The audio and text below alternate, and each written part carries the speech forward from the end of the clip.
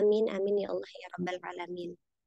Sebelumnya yang saya hormati kepada seluruh jajaran Amil Inisiatif Zakat Indonesia, yang saya hormati Teh Karin selaku pemateri pada pagi hari ini. Semoga Allah senantiasa memberikan keberkahan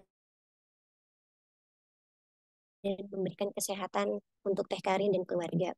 Selanjutnya, saya juga salam hormat atau kepada seluruh hadirin atau kepada seluruh jamaah yang Masya Allah sudah ada yang minggu dari tepat dari jam 10. Semoga kita semua yang sudah ada di sini menjadikan nilai keberkahan dan menjadikan nilai mencari ilmu untuk menjadi ibu yang tangguh. Dengan mengucap rasa syukur, Alhamdulillah, mari kita sama-sama membacakan puji syukur kehadirat Allah Subhanahu wa Ta'ala yang telah melimpahkan kepada kita semua nikmat dan karunia-Nya sehingga hingga detik ini kita masih diberi rahmat dengan penuh kebahagiaan. Dan atas nikmat tersebut kita bisa berkumpul bersama-sama dalam keadaan sehat dan dapat menghadiri kajian pada pagi hari ini di kajian kantin weekend. Kantin weekend itu apa sih? Kantin itu kajian rutin yang insya Allah dilaksanakan setiap weekend. Yang insya Allah pada pagi hari ini akan diisi oleh Teh Karin. Lalu sholawat beserta salam juga hendaklah kita sanjungkan kepada Nabi besar Muhammad Sallallahu Alaihi Wasallam, karena beliaulah suri tauladani kita dalam berakhlakul karimah, dan beliau juga khatimul anbiya, penyempurna ajaran Islam sebagai rahmatan lil alamin. Selanjutnya di sini saya moderator pada pagi hari ini. Insya Allah izin memaparkan rangkaian acaranya. Yang pertama ada pembukaan, yang kedua nanti akan ada materi inti, dilanjutkan dengan tanya jawab dan doa. Jadi buat para hadirin atau para jamaah, silahkan disiapkan alat tulisnya, disiapkan catatannya, disiapkan juga pertanyaan-pertanyaan yang nanti ingin diajukan. Baik, sebelum kita memulai kajian pada pagi hari ini, alangkah baiknya kita buka bersama-sama dengan lafaz basmalah, Bismillahirrahmanirrahim, dan dilanjutkan doa dengan doa surat Al-Fatihah. A'udzu billahi minasyaitonir rajim. Bismillahirrahmanirrahim. Alhamdulillahi rabbil alamin. Arrahmanir rahim. Maliki yaumiddin. Iyyaka na'budu wa iyyaka nasta'in. Ihdinas siratal mustaqim. Siratal ladzina an'amta 'alaihim ghairil maghdubi 'alaihim waladdallin. Amin amin ya Allah ya rabbal alamin. Semoga dibukanya dengan lafaz basmalah dan Fatihah menjadikan keberkahan, dan semoga menjadikan acara ini dapat kita lalui dengan lancar, dan pengetahuan yang nantinya kita dapatkan memberikan manfaat yang besar bagi kita semua. Amin amin ya Allah ya rabbal alamin. Selanjutnya sebelum kita melanjutkan kepada materi inti, saya izin memutar video tentang video company profile Easy dan video program-program Easy. Kepada panitia disilahkan.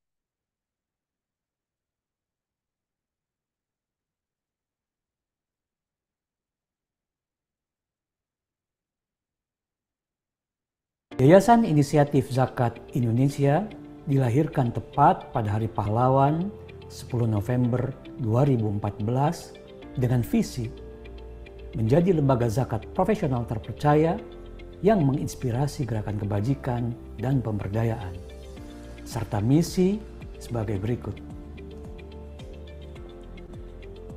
Capaian dan penghargaan Easy antara lain meraih predikat opini wajar tanpa pengecualian audit keuangan dari Kantor Akuntan Publik Independen dari tahun 2016 hingga 2019. Meraih predikat akreditasi A dengan nilai tertinggi secara nasional untuk monitoring dan evaluasi dari Kementerian Agama Republik Indonesia tahun 2018.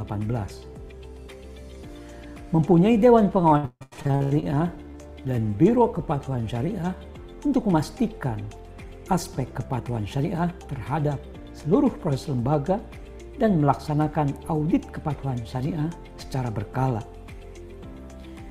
Memperoleh sertifikat ISO 9001:2015 untuk seluruh aspek manajemen pengolahan zakat, infak, dan sedekah.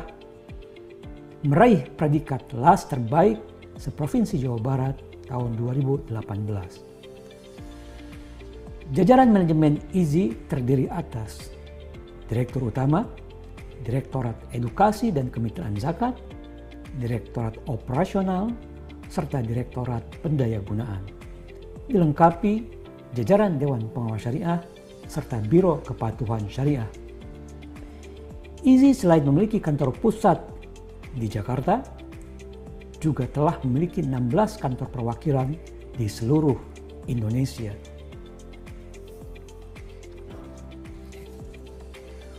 Untuk merealisasikan visi dan misinya, IZI menjalankan program-program dalam 5 payung besar. Easy to Success meliputi pemberdayaan zakat di bidang ekonomi, Easy to Smart meliputi pemberdayaan zakat di bidang pendidikan, Easy to Fit merupakan program zakat pada bidang kesehatan, Easy to Iman yakni program zakat pada bidang dakwah, serta Easy to Help merupakan program pendistribusian dana zakat secara langsung untuk memenuhi kebutuhan-kebutuhan dasar yang mendesak para mustahik.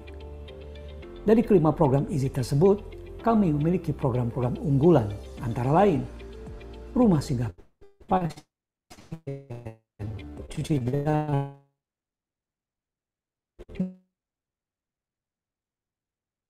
Smart Farm. Core value IZI dalam berkhidmat bagi umat diusung dengan tagline memudahkan, dimudahkan. Berawal dari keyakinan bahwa jika seseorang memudahkan urusan sesama, maka Allah Subhanahu wa Ta'ala akan memudahkan urusannya, insya Allah. Oleh karenanya, IZI bertekad untuk mengedukasi masyarakat sehingga meyakini bahwa mengeluarkan zakat itu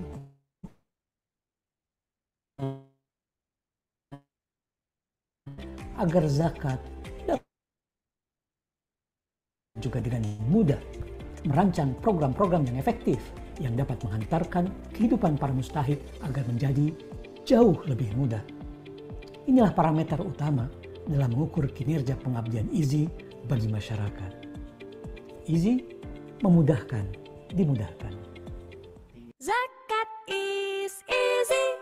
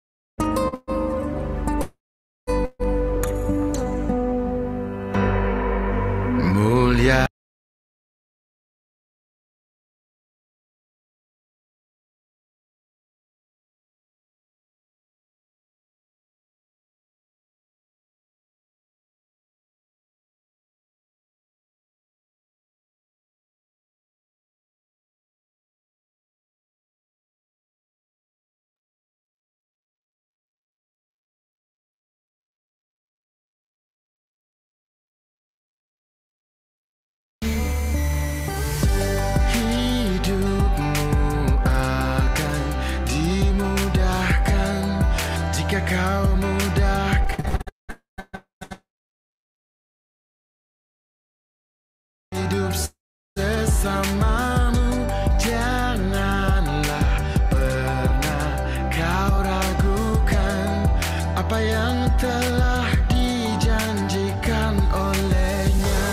Ingatlah kita kan ditanya, dari mana kita dapatkan, akan kemana kita belanjakan semua harta yang kita punya. Hidupmu akan dimudahkan jika kau mudahkan hidup sesamamu. Janganlah pernah kau ragukan apa yang telah dijanjikan olehnya. Hidupmu akan dimudahkan jika kau mudahkan hidup sesamamu. Janganlah pernah kau ragukan apa yang telah dijanjikan olehnya.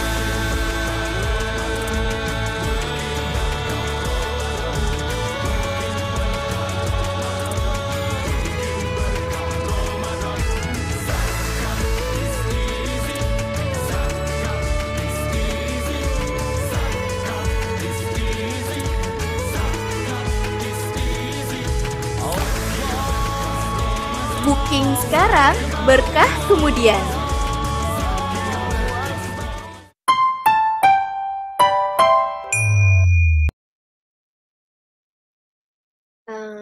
Terima kasih kepada para admin, para hadirin atau para jamaah yang sudah hadir pada pagi hari ini.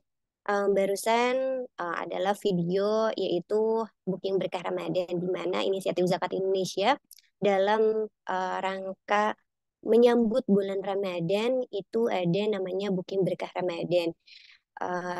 Insya Allah program ini adalah memberikan kesempatan untuk kita sebagai umat Islam untuk bersama-sama berbuat baik atau membantu masyarakat duafa untuk bisa bertahan atau punya ketersediaannya makanan pokok untuk di bulan Ramadan nanti. Di sini saya ingin mengajak para jamaah atau para hadirin yang sudah bergabung bersama kami untuk ikut serta mensukseskan program Booking Berkah Ramadan. Dengan cara jamaah bisa mengklik di program bookingberkahramadan.com atau bisa transfer melalui rekening yang tadi sudah tertera. Atau nanti juga bisa dibantu dengan para admin, linknya disertakan di kolom chat. Oke, baik. Untuk selanjutnya, insya Allah kita sekarang sudah hadir, ada Teh Karin sudah hadir di tengah-tengah kita. Teh Karin, apa kabarnya Teh? Insya Allah. Alhamdulillah. Teh Karin, kalau boleh tahu sekarang berarti tinggalnya di mana Teh? Ini teh baru pindah sekitar 1 tahunan ya di Depok. Kan Oh, Depok. Masya Allah. Ini Alhamdulillah siap. cari jalan untuk kembali ke Bandung. Oh, gitu. Baik, baik. Di Depok Iya. berarti lumayan deket kalau dari Jaktim ya Teh ya. Bisa mampir kapan-kapan berarti. Amin, insya Allah mudah-mudahan. Mangga, mangga. Amin. Alhamdulillah. Baik Teh Karin, saya izin menyampaikan CV Teh Karin. Biodata Teh Karin. Iya, data singkat ya. Mangga, Iya, mangga. siap. Nama Karina Hakman, Bekom Bebus, atau biasa kita sapa dengan Teh Karin. Beliau lahir di 1989. Beliau juga autor dari Bumi Hijrah. S1 beliau di Universitas Auckland, New Zealand. Beliau juga penerima beasiswa scholarship dari New Zealand Education atau Sampurna Foundation. S2 beliau di S2-nya beliau di Melbourne atau di Australia, jurusannya Managing Human Capital. Bidang riset yang digelutinya work-life balance, gender diversity, dan decent work. Beliau juga S2-nya mendapatkan beasiswa dari LPDP. Aktivitas sekarang homeschooler mom 3 anak, terus penulis dan mengisi kajian atau seminar umum. Insya Allah materi pada pagi hari ini itu tentang menjadi ibu tangguh, di mana mempunyai anak yang cerdas dan memiliki akhlak mulia bukanlah hal yang mudah, terutama adanya peran seorang ibu yang ada di balik kesuksesan seorang anak. Maka dari itu, seorang ibu mesti tangguh agar bisa menyiapkan anak-anaknya menuju gerbang kesuksesan dan menjadi keharmonisan bagi keluarga itu di dunia dan di akhirat. Nah, lantas bagaimana caranya dan peran seperti apa? Insya Allah. Mari kita simak materi yang akan disampaikan oleh Teh Karin. Sebelumnya kepada para jamaah yang sekiranya berkenan untuk membuka kamera, kami silahkan bisa membuka kamera. Semoga dengan kita membuka kamera itu menjadikan kita menghormati kepada pemateri. Tapi apabila tidak berkenan atau sedang tidak bisa, nggak apa-apa. Uh, para hadirin bisa menyiapkan alat tulis dan alat catatannya untuk menyimak materinya. Dan nanti juga insya Allah akan disiapkan untuk tanya jawab. Baik, tanpa menunggu lama-lama, saya silakan kepada Teh Karin untuk mengisi materi pada pagi hari. Waktu dan tempat disilakan Teh. Ya, hatur nuhun pisan. Sama-sama. Insya Allah. Saya izin share screen ya. Ayi. Panggilannya Ayi. Ayi Iya, atau Ayi? Ayi. Ayi Teh. Nah, Asli Sunda juga. oh, Masya Allah. Siap-siap. Hatur nuhun. A'udzubillah minasyaitonirrajim. Bismillahirrahmanirrahim. Innal hamdalillahi nahmaduhu wa nasta'inuhu wa nastaghfiruh wa na'udzubillahi min syururi anfusina wa min sayyiati a'malina. May yahdihillahu fala mudhillalah wa may yudlilhu fala hadiyalah. Asyhadu an la ilaha illallah wahdahu la syarikalah wa asyhadu anna Muhammadan abduhu wa rasuluh la nabiyya ba'da. Assalamualaikum warahmatullahi. Alhamdulillah, alhamdulillahirabbil alamin. Segala puji bagi Allah Subhanahu wa taala yang sudah mengizinkan kita berkumpul ya di siang menuju di pagi menuju siang hari ini. Dan alhamdulillah teman-teman juga mudah-mudahan dalam keadaan sehat. Ahlan wa sahlan ya untuk yang sudah hadir di sini. Coba saya cek ini ada Teh Ayi tadi sudah disapa. Ahlan wa sahlan untuk Kak Leli Nuryanti, Kak Jajilah ya, Kak Rati, Kak Reski, Kak Irpi, Kak Ratih Reski tadi udah ya, Kak Abir, Kak Mursida, Kak Rani, Kak Rida, Kak Firda, Dora, Nazla ya, mudah-mudahan semuanya dalam keadaan sehat, dalam keadaan dirahmati oleh Allah Subhanahu wa taala. Hari ini insya Allah kita akan membahas sebuah tema ya yang kalaulah bisa kita amalkan, kalaulah kemudian bisa kita aplikasikan dalam kehidupan kita, Masya Allah nih, ada 20 orang yang ada di sini, mudah-mudahan bisa melahirkan 20 generasi yang lebih baik. Kalau anaknya lebih dari satu nanti berarti bisa 40. Anaknya lebih lebih lagi dari dua bisa 60. Kebayang ya dari forum ini kemudian lahirlah 60 generasi yang tangguh yang kemudian 20-30 tahun lagi akan memimpin Indonesia dengan lebih baik dibandingkan generasi kita sekarang ya, insya Allah. Jadi kita tafahuri dulu gitu bahwa ketika kita mempelajari bagaimana menjadi seorang ibu yang tangguh, dampaknya itu bukan hanya untuk kita ya, tapi dampaknya juga bagi suami kita, dampaknya juga bagi anak-anak kita. Dan karena tadi ada nama laki-laki ya di sini ya, mungkin di sini ada calon ayah atau misalnya calon suami yang hadir di sini, ketika memahami pentingnya peranan seorang ibu, mudah-mudahan para suami dan para ayah bisa mensupport ya, bisa mensupport tanggung jawab besar yang kemudian diemban oleh para bunda tadi, sehingga kemudian anak-anak yang dilahirkan bukan hanya dididik secara biologis saja, ya seperti yang dipahami mungkin kebanyakan oleh generasi boomer mungkin ya. Kalau zaman generasi boomer pasca perang mah yang penting anaknya bisa hidup makan udah selesai gitu ya. Tapi kalau kita sekarang sudah memahami bahwa anak-anak kita bukan hanya sekedar kita didik untuk bisa bertambah usianya, bahkan bukan hanya sekedar untuk mereka bisa sekolah SD, SMP, SMA, kuliah dan kerja, bukan hanya sekedar supaya nanti mereka besar, menikah, punya anak, punya cucu, gitu ya. Tetapi bagaimana mereka bisa berkontribusi bagi umat, mereka bisa berkontribusi bagi bangsa ini, gitu ya. Itu salah satu urgensi. Nah, ketika kita bicara tentang menjadi seorang ibu yang tangguh, kita mau pakai definisi apa ya? Ini apa? Karena saya backgroundnya akademis sebenarnya. Kalau mau ngomong apa-apa, kita harus samakan dulu frekuensinya nih. Definisinya apa gitu ya?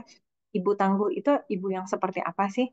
Sebetulnya kalau kita mau mengambil di dalam Al-Quran, di dalam kisah Rasulullah Shallallahu Alaihi Wasallam banyak sekali ya aspek-aspek ibu tangguh yang bisa kita diskusikan bersama gitu, bisa kita renungkan kembali. Hanya saja karena kita di sini ibaratnya mungkin sesi apa ya, sesi tazkiroh, sesi pengingat. Jadi mungkin tidak bisa semuanya saya sampaikan. Saya hanya ambil beberapa cuplikan saja di dalam Al-Quran yang kemudian oleh Allah Subhanahu wa taala sudah diterangkan ya, ini loh para ibu tangguh gitu. Dan sekali lagi ini belum selesai. Artinya ini bukan satu-satunya contoh, bukan satu-satunya apa materi yang kemudian akan melengkapi, tapi kalaulah ini bisa kita implementasikan, mudah-mudahan dampaknya akan menjadi luar biasa ya bagi kita. Nah, kenapa ngambilnya dari Al-Quran? Karena Allah Subhanahu wa taala sudah menjadikan Al-Quran itu kitab suci kita. Dan itu bagian dari keimanan kita kepada Allah Subhanahu wa taala. Ada ya di dalam rukun iman, beriman kepada Allah itu bukan hanya kita mempercayai, meyakini Allah dan taat kepada Allah saja, tetapi turunannya adalah kita pun mengimani adanya malaikat, ya. Lalu kita mengimani adanya nabi dan rasul, lalu kita meneladani Rasulullah SAW. Kita mengimani juga adanya kitabullah Al-Quran yang kemudian menjadi pedoman kehidupan kita. Sehingga ketika nanti disampaikan ya sumber-sumber dari Al-Quran, dari hadis dan sebagainya, yaitu semuanya adalah pedoman hidupnya kita, karena itu yang sudah oleh Allah Subhanahu wa taala turunkan. Kenapa sih ini harus di-highlight dulu? Karena sekarang definisi di luaran sana tuh banyak ya tentang ibu tangguh. Misalnya nih, kalau ada majalah-majalah atau misalnya di media sosial atau di mana lah yang disebut ibu tangguh biasanya yang kayak gimana? Ya, ada yang kemudian mengukur ibu tangguh itu berdasarkan berapa rupiah yang dia bawa pulang. Ada yang mengukur ibu tangguh itu berdasarkan jabatan. Ada yang mengukur ibu tangguh ini sebagai. Jadi variasinya banyak sekali gitu. Bahkan kalau kita lihat award Woman of the Year ya dari majalah-majalah tertentu begitu ya, ternyata peranan ibu nggak berapa di highlight kadang-kadang ya. Jadi kalau kita ngelihat standar yang beredar di masyarakat itu ternyata nggak selalu benar. Tetapi Allah Subhanahu wa taala sudah menjanjikan kepada kita bahwa Al-Qur'an itu adalah hudan linnas. Ya, itu adalah petunjuk bagi orang-orang bertakwa. Standarnya itu adalah standar Al-Qur'an. Dan kita menggunakan standar Al-Qur'an karena kita mau masuk surga. Kalau pakai standarnya manusia, belum tentu kita akan masuk surga. Tapi kalau kita pakai standarnya Allah Subhanahu wa taala, sudah pasti, sudah jelas itu adalah jalan menuju surga, ya. Dan itu kan yang kita inginkan, harapannya sih asumsi saya semua di antara kita mau masuk surga. Di sini semuanya mau masuk surga nggak? Kalau kita mau masuk hanya untuk mengejar dunia, dunia mah cuma sebentar ya. Dunia mah paling berapa lama coba hidup ya? 30 gitu, 40, 50 tahun. Sayang kalau hidup dihabiskan hanya untuk mengejar dunia yang sebentar ya nggak? Tapi kalau kita mengejar surga, surga itu selama-lamanya. Ya, tidak ada bandingannya dengan apapun usia kita ya yang kita miliki di dunia ini. Maka itu yang kemudian berusaha kita tuju.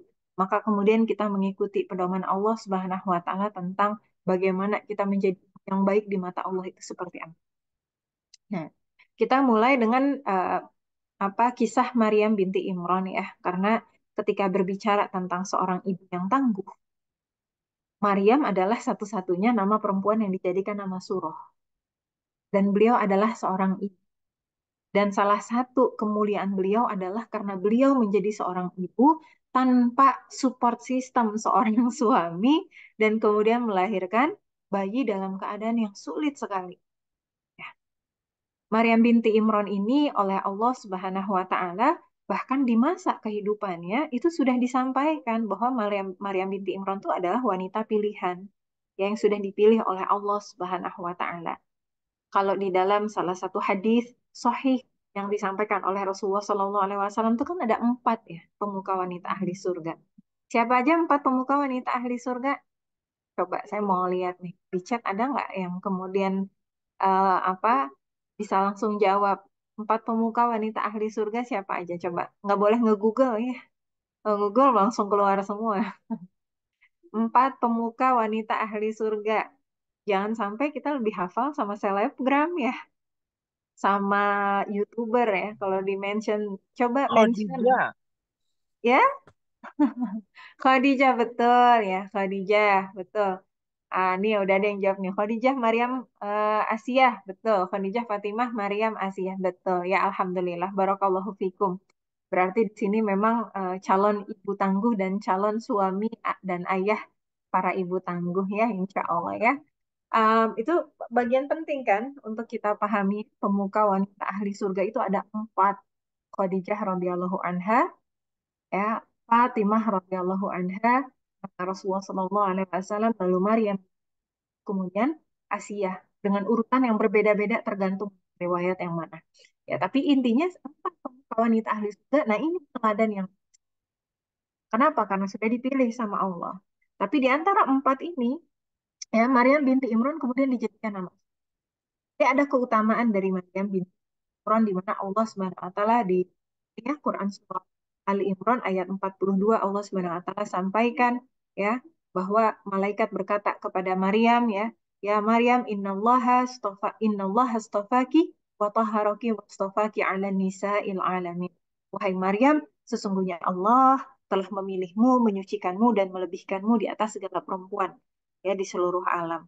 Ini kan sebuah kehormatan yang luar biasa ya. Lalu perintah ini kemudian diikuti dengan apa?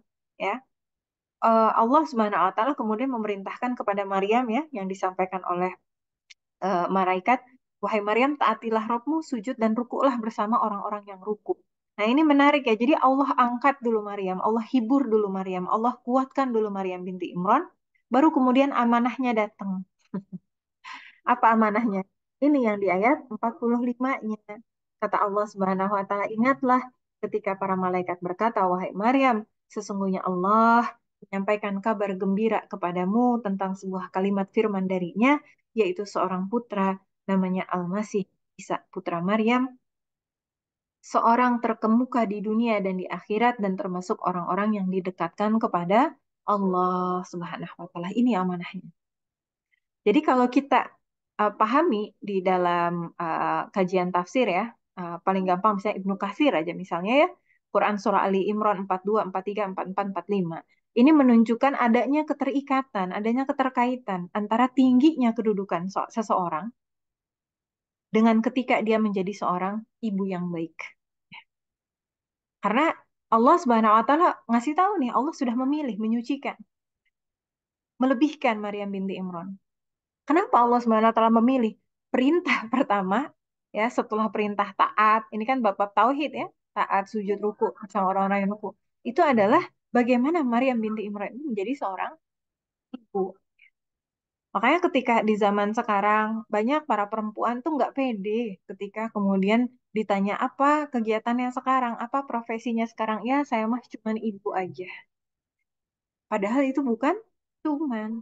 Ya, ketika kita berbicara tentang itu tadi ya menjadi tangguh bagaimana perannya sebagai dalam pengasuhan anak, mendidikan anak, bahkan bukan hanya dari pendidikan anak, tapi untuk sebuah generasi, untuk sebuah peradaban. Dan kita tahu ya kisahnya bagaimana Isa alaihissalam itu memulai sebuah peradaban yang baru. Peradaban apa? Agama Nasrani, agama Kristen, ya. Kristiani, yang kemudian uh, sampai sekarang itu sisa-sisanya masih ada. Kenapa saya bilang sisa? Ya, karena sudah tidak utuh lagi gitu ya. Sudah dicampur adukan, kitabnya pun sudah tidak asli lagi ya. Dan agama yang dibawa oleh Nabi Isa alaihissalam itu secara official ya dalam tanda petik berakhir ketika Rasulullah Shallallahu Alaihi Wasallam diangkat menjadi nabi, diangkat menjadi rasul bagi seluruh manusia. Dan kita bayangkan gitu ya, itu bermula dari seorang Maryam binti Imran yang menerima amanah dari Allah Subhanahu wa taala. Walaupun nanti kita akan menemukan ceritanya ya, kisah Maryam binti Imran pun tidak dimulai dari Maryam gitu, tapi dimulai dari ibunya Maryam, ada di slide berikutnya nanti. Tentunya perjuangannya luar biasa ya. Apa sih kisahnya Maryam binti Imran yang kemudian direkamkan oleh Allah Subhanahu wa taala ketika menjadi seorang ibu? Ini ada ya di Quran surah Maryam ayat 22 sampai dengan 26. Allah Subhanahu wa taala berfirman yang artinya kemudian rasa sakit akan melakukan tanya pada pohon kurma. Ya Maryam berkata, "Wahai betapa baiknya aku mati sebelum ini dan aku menjadi seorang yang tidak diperhatikan dan dilupakan." Ini ya kata para mufasir bukanlah sebuah permohonan bunuh diri. Karena kalau sebuah permohonan bunuh diri tentunya dia akan bunuh diri gitu ya. Bukan juga sebuah permohonan atau sebuah ungkapan tidak bersyukur. Tetapi ini adalah ungkapan yang biasa kan orang Arab itu suka suka apa ya bahasanya itu bombastis gitu loh. Bahasa bahasa orang Arab gitu ya. Kayak misalnya demi ayah dan ibumu. Nah, itu kan bahasa-bahasa yang bombastis. Nah, seperti itu juga dengan yang ini. Ini adalah sebuah ekspresi betapa menyakitkan ya keadaan pada saat itu bagi seorang Maryam. Dan yang menyakitkannya itu bukan hanya sakit melahirkan. Jadi kalau di sini ada para ibu yang pernah merasakan melahirkan secara normal ya, itu kan menunggu kontraksi sampai penuh itu kan luar biasa ya. Bukaan itu menunggu bukaan ya. Ini bukan berarti mendiskreditkan yang sesar ya, tetapi memang ada ada rasa sakit tersendiri gitu ketika kemudian melahirkan secara normal gitu ya, lalu kemudian meregang nyawa. Dan kita harus membayangkan Maryam binti Imran itu bukan hanya melahirkan saja, tapi dalam keadaan seorang diri. Di Indonesia biasanya kalau orang mau lahiran gimana? Ibunya nemenin ya, suaminya nemenin. Maryam binti Imran siapa yang nemenin? Ya. Karena menurut sebagian riwayat, ibundanya Maryam binti Imran itu sudah wafat ketika Maryam binti Imran mengalami. Sehingga beliau tidak ada yang mendampingi. Tidak ada suami yang kemudian mijit-mijitin, nggak ada ini, nggak ada itu. Apa yang kemudian kita saksikan dari Maryam binti Imran? Seorang ibu yang sangat-sangat kuat. Dan rasa sakit yang luar biasa lagi apa? Membayangkan apa? Ya Allah, apa yang akan terjadi ini? Seorang wanita yang awalnya disebut sebagai wanita yang suci, lalu kemudian apa? Ya, harus melahirkan seorang bayi tanpa seorang suami, berhadapan dengan resiko difitnah oleh kaum sendiri. Ya, maka Allah Subhanahu wa taala menghiburnya dengan apa? Maka dia Jibril berseru kepadanya dari tempat yang rendah. Janganlah engkau bersedih hati, sesungguhnya Rabbmu telah menjadikan anak sungai di bawahmu, dan goyangkanlah pangkal pohon kurma itu ke arahmu, niscaya pohon itu akan menggugurkan buah kurma yang masak kepadamu. Maka makan, minum, dan bersenang hatilah engkau. Jika engkau melihat seseorang, maka katakanlah sesungguhnya aku telah bernazar berpuasa untuk Rabb yang Maha Pengasih, maka aku tidak akan berbicara dengan siapapun pada hari ini. Jadi, ini salah satu bentuk pertolongan dari Allah, baik pertolongan secara fisik ya. Jadi kalau kita membayangkan menggoyangkan pangkal pohon kurma itu besar sekali. Orang yang tidak sedang melahirkan saja, laki-laki yang tangguh saja, itu nggak bisa menggoyangkan pangkal pohon kurma. Ya.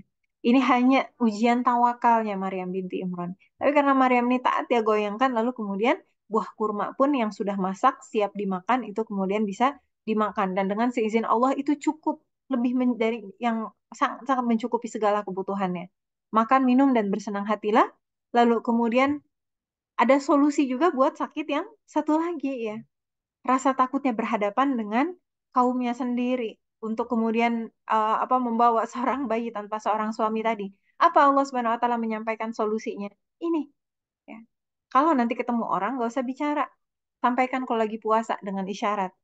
Kenapa? Karena nanti ketika bertemu akhirnya yang akan berbicara siapa? Kita tahu kisahnya Isa alaihissalam. Isa alaihissalam dalam keadaan masih bayi dengan seizin Allah Subhanahu wa taala diberikan kemampuan untuk berbicara.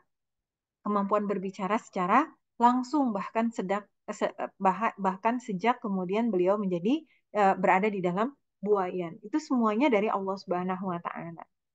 Nah, maka kemudian apa pembelajaran yang kita ambil dari seorang ibu yang tangguh ya?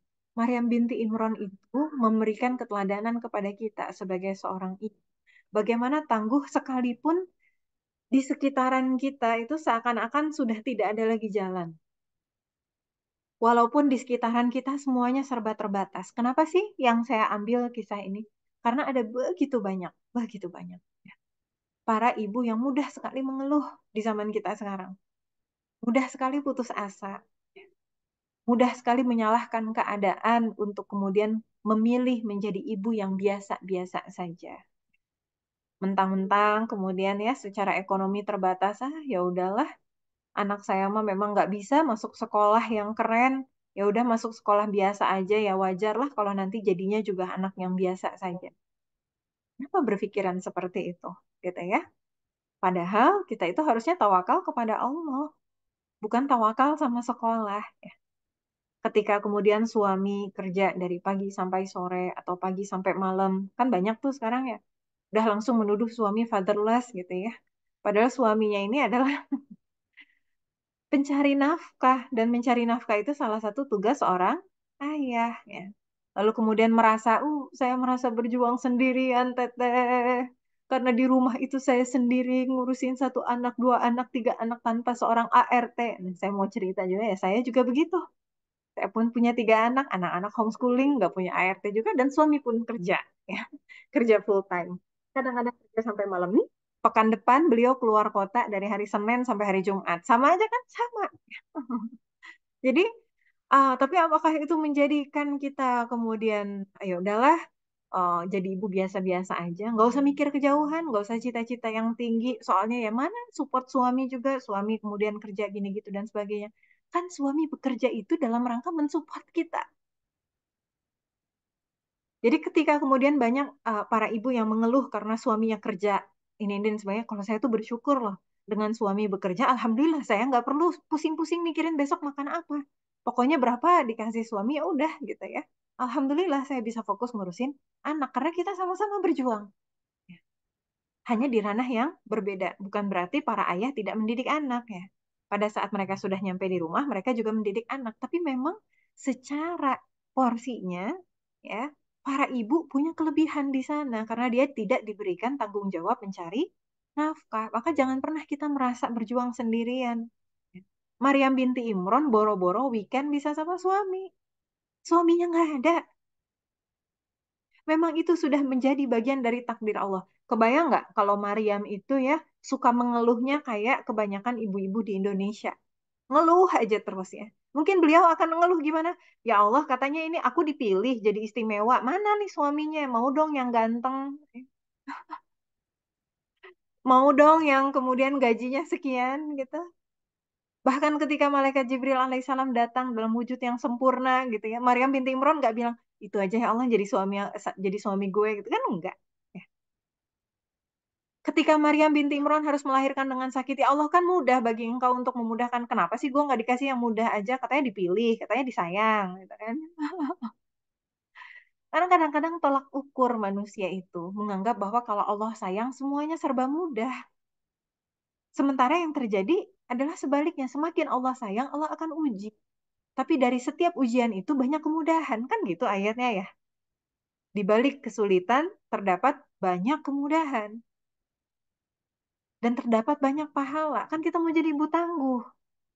Masa jadi ibu tangguh terus nggak ngapa-ngapain ya? Urusan semuanya dengan dayang-dayang, tidak ada ujian sama sekali, anak tiba-tiba bak malaikat gitu ya. Sholat enggak, tilawah Quran enggak, doa enggak, tangguh dari mana yang seperti itu ya? Ujian itu memang bagian dari kehidupan. Bahkan Maryam binti Imran, wanita yang paling mulia di sini ya, di ayat yang tadi Allah Subhanahu wa taala sampaikan ya, itu ujiannya luar biasa.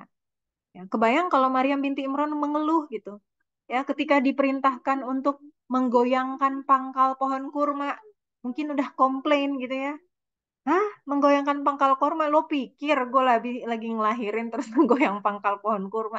Tapi kan enggak, dia lakukan. Maka kita, para ibu nih misalnya, dengan segala keterbatasan kita, mungkin masing-masing punya masalahnya sendiri. Ada yang masalah ekonomi, ada yang masalah fasilitas, ada yang masalah suami misalnya kerjanya akan ada ya bidang-bidang pekerjaan yang memang harus keluar kota, offshore, onshore. yang di bidang minyak lah, ada yang kesehatan lah, para dokter ya dan sebagainya yang memang sibuk-sibuk banget gitu ya. Untuk kemudian apa gitu? Kita nggak kemudian putus asa dengan kondisi, tapi kita kemudian ingin menjadi tangguh bahwa apapun situasi dan kondisi yang ada di hadapan kita, kita tuh mau gitu untuk tetap optimis, ya, mau kita untuk kemudian tetap berprasangka baik kepada Allah Subhanahu Wa Taala. Lalu kemudian yang ketiga, bagian ketiga di sini ya, kenapa tadi harus di-mention bab ke sini? Karena justru dalam perjuangan itu Allah Subhanahu wa taala menasehati Maryam binti Imran itu untuk bersenang hati, untuk bergembira. Dengan sepenuh keyakinan apa? Pertolongan Allah itu pasti akan datang. Nah, sekarang pertanyaannya, menjadi ibu tangguh itu lebih senang kalau bawaannya gembira atau bawaannya terbebani? Bergembira ya. Perjuangan itu untuk dinikmati. Tapi kalau perjuangan itu untuk merasa terbebani, serba merasa harus dikasihani, enak nggak? Nggak enak. Setiap ditanya gimana kabarnya, beginilah hidup namanya perjuangan. Suami begini, anak-anak begitu, ekonomi begini. Oh, nggak enak. Orang yang dengerinnya juga capek. Mungkin satu kali, dua kali prihatin orang gitu ya. Tapi setiap kali ketemu ngomongnya gitu, tau pernah nggak ketemu orang yang kalau ketemu tuh ngeluh, terus kitanya yang dengerin juga capek. Tapi kalau ketemu sama orang, ya saya punya temen tuh kalau ketemu tuh optimis saja terus gitu ya. Padahal dia sempat kena kanker, dia sempat apa. Kalau ketemu tuh, gimana kabarnya? Masya Allah, baik. Alhamdulillah. Kita yang ngedengernya, kita yang ketemunya aja tuh udah seneng. Ya. Ada teman yang kemudian kalau datang ke rumahnya tuh ya rumahnya berantakan. Kalau ditanya gimana? Alhamdulillah baik maklum ya, ini berantakan dan sebagainya gitu ya. Tapi kita seneng ngelihatnya ya. Artinya memang kemudian inilah pembelajaran yang kemudian kita ambil menjadi seorang ibu yang tangguh tuh nggak harus kemudian semuanya serba ngerasa berat gitu, serba ngerasanya tuh kayaknya, sayalah manusia yang paling sulit kehidupannya, ya yang paling sulit ujiannya. Enggak ya, orang-orang di dalam Al-Quran jauh lebih sulit ujiannya dibandingkan itu. Nah, tapi untuk mendidik seorang Maryam binti Imron sampai seperti ini, ternyata dibalik tadi ya disampaikan juga sama Teh Ayi ya, dibalik para orang-orang yang sukses itu ada para ibu ya yang luar biasa. Bahkan dibalik ibu yang luar biasa, ada ibu yang luar biasa juga. Nah, ini di slide berikutnya. Maryam itu anaknya siapa? Imron. Maryam binti Imron. Dan Imron ini adalah nama seorang manusia, bukan nabi, bukan rasul dijadikan nama surah. Bahkan bukan hanya surah Imran, tapi surah Ali Imran, surah keluarga Imran. Ada nggak nama surah lain yang pakai keluarga? Nggak ada. Cuma satu itu aja, keluarga Imran. Dan Allah Subhanahu wa taala memilih keluarga Imran itu ada di Quran surah Ali Imran ayat 33 ya. Inna Allah astafa Adama wa Nuha wa ala Imran wa ala Ibrahim wa ala Imrana alal alamin. Satu keluarga dipilih. Dari 4 nama ini cuma Imran yang bukan nabi dan rasul. Artinya ada sesuatu yang sangat-sangat mulia ya, yang kemudian dimiliki oleh keluarga Imran. Lalu kemudian apa kisah yang kemudian ingin kita gali gitu ya, yang bisa kita gali? Karena kan Imran nggak hidup zaman sekarang. Kalaulah hidup zaman sekarang, mungkin kita udah mau nanya gimana sih caranya bisa ngedidik anak kayak Maryam begitu, gitu ya. Gimana sih caranya bisa kemudian menjadi sebuah keluarga yang seperti itu? Banyak sekali pertanyaan yang mungkin mau kita tanyakan ya. Pakai pakai metode apa nih ngajarnya gitu, ngasih makannya apa, ibadahnya gimana gitu. Kan pakai teori parenting apa kan sekarang gitu ya. Apa baca pakai teori parenting apa? Ngajarin ikro pakai teori apa? Kebanyakan teori kadang-kadang malahan ya. Ya, jadi Allah Subhanahu wa taala Maha mengetahui apa sih yang paling penting kita pelajari dari keluarga Imran. Dan kisah pertama tentang keluarga Imran yang Allah Subhanahu wa taala sampaikan di dalam Al-Qur'an ternyata bukan kisah Imran ya. Bukan juga kisah tentang Maryam, tapi kisah tentang siapa? Ibunya Maryam. Kisah tentang istrinya Imran. Jadi kalau kita bicara tentang judul tadi, bagaimana, ini kan judul dari panitia ya, peranan seorang ibu dalam pengasuhan anak dan keharmonisan keluarga, ini bukan perkara yang baru. Nah, memang di dalam Al-Quran kita sudah disampaikan seperti itulah peranan seorang. Bagaimana? Ini kan kisah pertama dari keluarga Imran, ya. Tapi betapa signifikannya peran dari istri bagi seorang Imran. Sampai-sampai kisah pertamanya itu bukan tentang Imronnya, tapi tentang istrinya. Dan betapa pentingnya peranan seorang ibu. Iya, nama surahnya Maryam. Tapi kisah pertama tentang keluarga mereka itu bukan kisah tentang Maryam, tapi kisah tentang ibunya Maryam. So this is such an amazing story. Dan ternyata kisahnya apa coba? Sesederhana. Ini sederhana banget. Mungkin kalau kita tidak bisa memahami signifikansi Al-Quran, kita nganggapnya, apa sih mulianya gitu ya. Kenapa kisahnya di sini Allah Subhanahu wa taala sampaikan? Ingatlah ketika istri Imran berkata, "Ya Robku, sesungguhnya aku bernazar kepadamu, apa yang ada di dalam kandunganku kelak menjadi hamba yang mengabdi kepadamu, maka terimalah nazar itu dariku. Sungguh engkaulah yang maha mendengar, maha mengetahui." Ya, ini adalah kisah pertama. Bagaimana ibundanya Maryam binti Imran memulai proses pendidikan anak dari proses dia mengandung. Ya, sebenarnya kan dari proses milih calon, tapi karena kita bukan kelas pranikah, jadi yang bagian itu skip ya. Nah, jadi ketika kemudian sudah Allah Subhanahu wa taala karuniakan janin, dari mulai mengandung itu apa yang dilakukan? Doa. Tapi doanya bukan sembarang doa. Kata Habib Ali Zainal Abidin, dia menjelaskan, doa ini ya memiliki 3 kunci terwujudnya doa. Apa kuncinya? Pertama, orang yang kemudian berdoa ini, dia berdoa dalam keadaan ikhlas sepenuh hati, tulus sepenuh hati. Keikhlasan itu penting, karena kalau doanya nggak ikhlas, itu menjadi salah satu benteng terkabulkannya doa, terhambatnya terkabulnya doa. Misalnya, ya Allah, jadikanlah anakku ahlul Quran supaya nanti bisa, jadikanlah anakku penghafal Quran supaya nanti bisa dimasukin di Instagram. Ya Allah, jadikanlah anakku nih kuliah tinggi, nanti dia kerja, gajinya tinggi, supaya nanti kalau lebaran bisa cerita ke om tante gitu ya. Itu kan tidak ikhlas doanya. Nah, tapi ini doa diucapkan dengan ikhlas. Kenapa? Cita-cita yang mulia ini semata-mata karena Allah Subhanahu wa taala. Kenapa? Apa namanya? Cita-cita mulia muharrara di zaman itu. Ini kan ada ya, apa? Mafibatni muharrara ya. Apa yang dalam kandunganku ini nantinya akan menjadi seorang muharrara. Muharrara itu adalah peranan khusus dulu di zamannya Maryam binti Imran ya. Orang-orang yang mengabdikan dirinya kepada Allah Subhanahu wa taala, dan itu memang kemudian sangat-sangat dihargai lah di zaman itu. Tapi yang diinginkan oleh ibunya Maryam itu bukan supaya dia dipuji, bukan supaya dia apa, semata-mata karena Allah Subhanahu wa taala. Jadi kita para ibu ya, kalau mendoakan anak itu memang harus betul-betul ikhlas kepada Allah. Jangan mengharapkan apa-apa selain Allah Subhanahu wa taala begitu ya. Nah, aspek kedua dari kenapa doa ini monumental begitu ya. Karena doa ini isi kandungannya itu bagus sekali. Pintar, cerdas, doa yang cerdas gitu. Kan orang tua kadang-kadang doa macam-macam ya. Tapi dengan doa yang ini mencakup seluruh doa. Jadi doanya adalah doa kebaikan gitu. Ada orang berdoa tapi doanya shallow gitu ya. Doanya tuh biasa-biasa aja. Nah, kita diajarkan oleh Allah Subhanahu wa taala kalau mau berdoa, berdoalah kebaikan, ya. Berdoalah kemudian perkara-perkara yang dia signifikan dampaknya. Lalu kemudian yang ketiga, aspek dari doa ini yang menjadikan dia luar biasa adalah Kata kata Syekh Habib Ali Zainal Abidin beliau menyampaikan, doa ini diucapkan oleh seorang ibu yang bukan hanya ibu biasa, tapi dia adalah ibu yang salihah. Kenapa ini menjadi penting? Dosa adalah salah satu yang menjadi penghalang terkabulnya doa. Kan kita tahu bab itu. Kita tahu bab itu. Tapi banyak kan yang kemudian ya udahlah santai-santai aja, maksiat-maksiat aja, dosa-dosa aja gitu ya.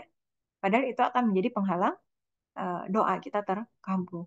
Dan menjadikan doa ini sangat-sangat tadi ya, sangat-sangat monumental adalah bagaimana sudah mah doanya baik, diucapkan dengan keadaan niatan yang ikhlas karena Allah Subhanahu wa taala.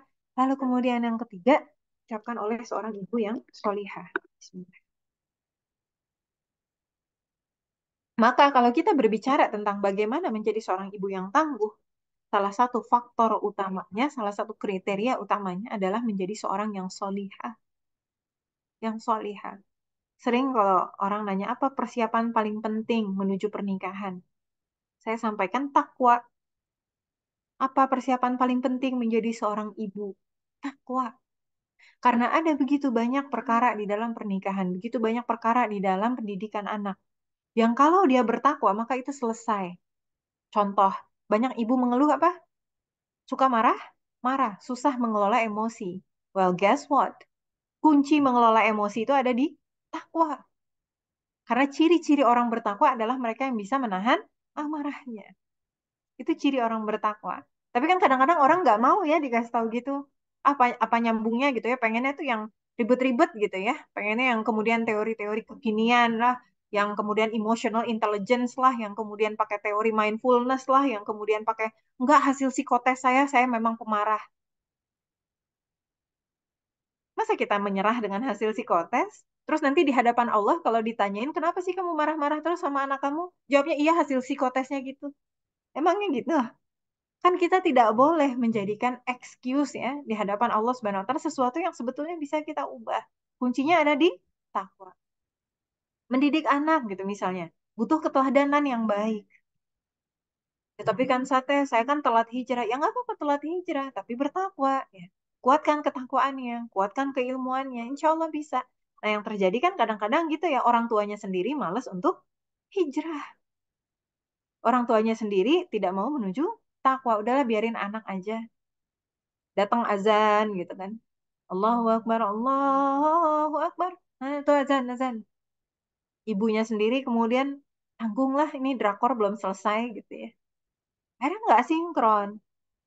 Maka kemudian kita belajar bahwa kuncinya adalah dari ketakwaan orang tuanya. Itu salah satu kunci, bukan hanya ya. Kalau hanya dipotong sampai hanya nanti nggak selesai. Ya, karena selain keteladanan nanti ada ikatan hati. Nah, lanjut, ternyata yang kemudian terjadi, yang lahir itu adalah anak laki-laki. Paradigma yang menjadi aroro itu hanyalah para yang lahir adalah perempuan, sorry ya. Karena di zaman itu yang menjadi muharraro itu hanya para laki-laki. Maka ketika melahirkannya, ibundanya Maryam binti Imran berkata, "Ya Robku, aku telah melahirkan anak perempuan. Ya, padahal Allah lebih tahu apa yang dia lahirkan dan laki-laki tidak sama dengan perempuan. Dan aku memberi namanya Maryam dan aku mohon perlindunganmu untuknya dan anak cucunya dari gangguan setan yang."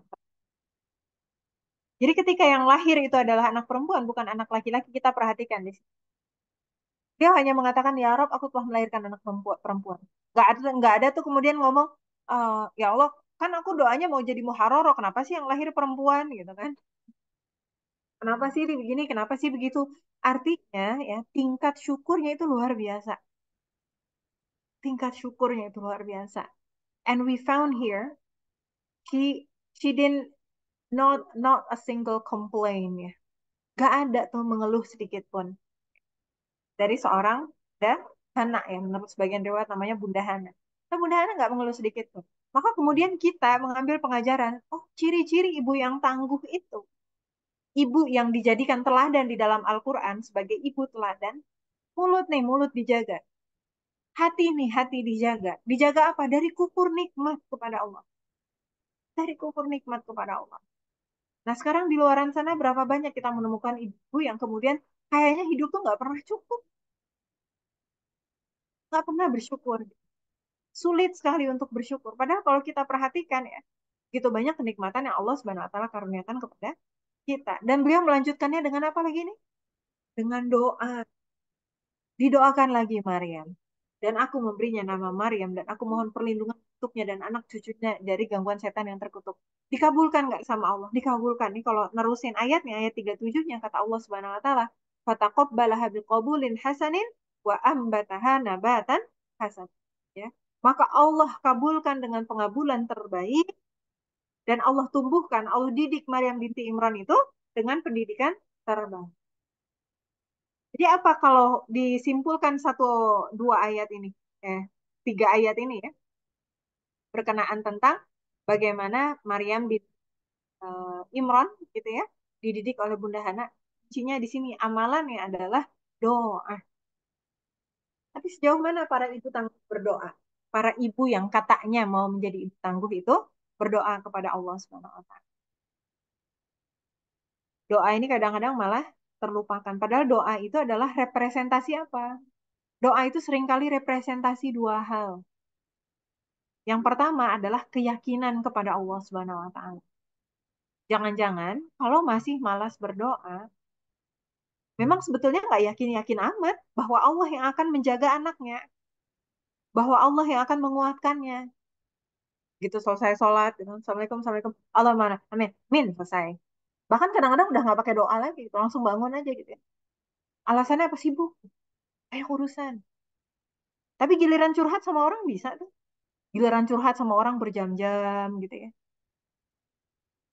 Ada workshop ya, workshop pendidikan anak bayar sekian juta, mau gitu. Ini bukan berarti nggak boleh curhat. Bukan berarti tidak boleh ikutan workshop parenting. Tapi skala prioritas. Gak peduli sebanyak apapun workshop parenting yang kita ikuti. Kalau Allah tidak berkehendak kita menjadi ibu yang tangguh, kita nggak akan tangguh. Nggak peduli selama apapun kita curhat sama manusia, sama sahabat terdekat sekalipun, sama orang tua kita sekalipun. Manusia itu lemah. Manusia itu nggak bisa menguatkan kita. Bahkan menguatkan dirinya sendiri pun tidak bisa, kecuali dengan seizin Allah. Kita yakin nggak Allah yang kemudian menguatkan kita? Kalau betul kita yakin Allah yang menguatkan kita, kita akan bangun di sepertiga malam terakhir. Kenapa? Karena kita butuh penguatan dari Allah. Kalau benar kita yakin Allah yang menguatkan kita, kita akan mau berdoa dengan sepenuh khusyuk setelah kita sholat. Kalau kita yakin Allah yang menguatkan kita, waktu datangnya hujan, kita akan berdoa kepada Allah. Di perjalanan kita akan berdoa kepada Allah. Kita akan mengambil momen-momen yang di sana adalah waktu-waktu mustajab untuk berdoa kepada Allah. Bentar lagi Ramadan. Salah satu perintah doa berada di ayat-ayat Ramadan. Maka doa pun diutamakan di bulan Ramadan. Sepanjang Ramadan, mau punya anak-anak yang solih-solihah, berdoa. Mau jadi istri dan ibu yang tangguh, berdoa kepada Allah. Saya yakin kok teh Allah yang menjaga gitu. Kenapa yang masih malas berdoa? Nah, jangan-jangan yang kedua. Ternyata kita nggak pengen-pengen banget tuh jadi ibu yang tangguh. Ternyata kita nggak pengen-pengen banget punya anak yang soleh dan solihah. Kenapa? Doa aja males. Doa tuh rajinnya minta apa? Minta rezeki ya Allah. Udah lama ngontrak, tolong kasih rumah ya Allah. Minta mobil ya Allah. Udah lama pakai motor terus giliran minta rumah, minta mobil, ya. Minta keterima beasiswa, minta jodoh. Doanya kenceng banget. Giliran minta anak yang soleh-solehan, oh nggak? Oh nggak banget. Ya kadang-kadang ya, kita bisa mengevaluasi diri kita tuh dari intensitas doa kita. Kapan kita betul-betul berdoa kepada Allah Subhanahu wa. Jadi kalau masih malas berdoa, walaupun yakin bahwa Allah yang menjaga anak-anak kita dan menjaga kita, jangan-jangan sebenarnya kita nggak pengen-pengen banget gitu, jadi ibu yang tangguh. Jangan-jangan kita nggak pengen-pengen banget punya anak-anak yang kemudian menjadi anak-anak soleh dan solihah. Maka itu bagian dari internalisasi kita. Kenapa? Ini contohnya udah ada. Kisahnya Bunda Hana tuh cuman segini. Kebayang nggak? Yang cuman segini ini menjadi ibu teladan di dalam Al-Quran. Bahkan satu keluarga dipilih oleh Allah dan anaknya dijadikan nama surah di dalam Al-Quran. Dan anaknya adalah seorang ibu teladan juga. Can you imagine how magnificent this ayah? Tapi kemudian begitu banyak di antara para muslimah lupa dalam bab ini. Giliran ikut teori mengajarkan membaca berjuta-juta baik. Metode ini berjuta-juta baik. Giliran berdoa lebih suka mindfulness, lebih suka afirmasi positif, lebih suka sama apa sekarang pokoknya banyak lah istilah-istilah itu ya. Teori-teori bikinan manusia itu, sebagaimana kita kalau di dunia sosial, dunia akademisi kita paham, a theory or a model is only as good as the assumption. Teori apapun, permodelan yang dibikin sama manusia itu, dia hanya bisa sukses kalau asumsi-asumsinya terpenuhi. Dia nggak baku, dia nggak mutlak. Tapi Allah Subhanahu wa Ta'ala itu yang kemudian hakikatnya kalau Allah Subhanahu wa Ta'ala sudah mengizinkan, maka dia akan terjadi. Maka inilah yang betul-betul hadir ya di dalam Al-Quran. Jadi kalau kita meyakini Al-Quran, kita akan meyakini ayat ini bahwa yang terjadi adalah melalui perantaraan doa seorang ibu yang solihah, ikhlas karena Allah Subhanahu wa taala, itu Maryam binti Imran menjadi Maryam binti. Diatur oleh Allah Subhanahu wa taala. Tentunya bukan hanya itu tangguh di dalam Al-Qur'an. Apa kisah lain yang kita temukan? Tadi di sini ada keluarga apa aja? Selain keluarga Imran ada keluarga Ibrahim. Keluarga Ibrahim juga berisikan para ibu tangguh. Salah satu yang diceritakan di dalam Al-Quran adalah Hajar. Apa itu Quran Surah Al-Baqarah 158. Ini kalau saya marah-marah, dengerannya teriak. Ini bukan marah-marah. Tapi di sini hujan. Masya Allah, Alhamdulillah, Allahumma sholiban nafi'ah. Jadi kalau saya pelan-pelan, saya nggak bisa dengar suara saya sendiri. So I need to raise up my voice ya. Jadi mohon maaf ya. Nah ini Allah Subhanahu Wa Taala berfirman ya, artinya sesungguhnya Sofa dan Marwah merupakan sebagian dari syiar Allah. Apa sih kisahnya Sofa dan Marwah? Ibrahim alaihissalam lama punya anak. Menurut sebagian riwayat lebih dari 100 tahun. Begitu punya anak, kata Allah Subhanahu wa taala gimana? Perintahkan ya, dibawa di padang gersang ya, istri dan anaknya yang baru lahir itu. Dan ini istri yang baru melahirkan itu, yang masih menyusui itu menempati padang itu. Bayang nggak perasaannya Ibrahim alaihissalam gimana? Itu kan sedih sekali. Sampai kehabisan kata-kata. Tapi apa kata Hajar? Sebagai seorang istri, sebagai seorang ibu yang tangguh. Beliau menyampaikan yang artinya, kalaulah ini adalah perintah Allah, niscaya Allah tidak akan menyia-nyiakan kami. Kebayang nggak kalau Hajar pada saat itu ngomong ke Ibrahim, lo ninggalin gue, lo balik lagi ke istri pertama lo gitu. Ya, nggak jadi kan? Makanya kemudian tadi ya sesuai dengan judul dari teman-teman panitia, membawa keharmonisan dalam keluarga. Ini adalah perintah Allah. Hajar yakin betul kalau ini adalah perintah Allah, niscaya Allah tidak akan menyanyiakan kami. Maka apa yang terjadi pada Ibrahim alaihissalam? Ibrahim alaihissalam lebih tenang, lebih tenang. Kalau tadi mengeluh, kira-kira tenang nggak Ibrahim? Nggak tenang deh. Tapi dengan ketangguhan seorang Hajar sebagai istri dan ibu, itu sangat-sangat membantu Ibrahim alaihissalam. Maka Ibrahim alaihissalam berjalan ke Palestina, ya, ke tempat Sarah sesuai dengan perintah Allah. Hajar dan Ismail sendirian di sana, berduaan maksudnya, gitu ya. Sampai akhirnya air susu sudah mengering, dalam keadaan lapar, dalam keadaan haus. Ismail pun dalam keadaan menangis karena haus, ya, lapar dan sebagainya. Hajar pergi ke sofa, nyari apapun yang bisa dicari. Dari ujung kelihatan tuh kayaknya ada air, kan ada fata morgana ya, biasanya kalau di padang pasir. Ada air, pergi ke sana. Ternyata nggak ada. Lari lagi kemudian ke Marwah. Nyampe sana nggak ada lagi. Bolak-balik berapa kali? 7 kali. 7 kali. Nah, kalau saya ya mikir ya, lo ngapain sih balik lagi ke sofa kan tadi udah jelas di sana nggak ada apa-apa. Lo ngapain balik lagi ke Marwah di sana nggak ada apa-apa. Sampai 7 kali bolak-balik. Menunjukkan apa? Masya Allah, optimisme yang luar biasa dari seorang Hajar. Tawakal yang luar biasa dari seorang Hajar. Dia enggak tuh mengeluh bagaimana tadi Maryam, sebagaimana tadi Bunda Hana ya. Enggak kemudian mengeluh, ya Allah, kan ini adalah perintah Engkau, ya Allah, mana dong pertolongannya, gitu kan. Dia terus optimis. Di belahan yang lain, Nabi Ibrahim alaihissalam muncul rasa rindunya. Muncul rasa rindunya. Apa rindunya kepada apa istri dan anaknya?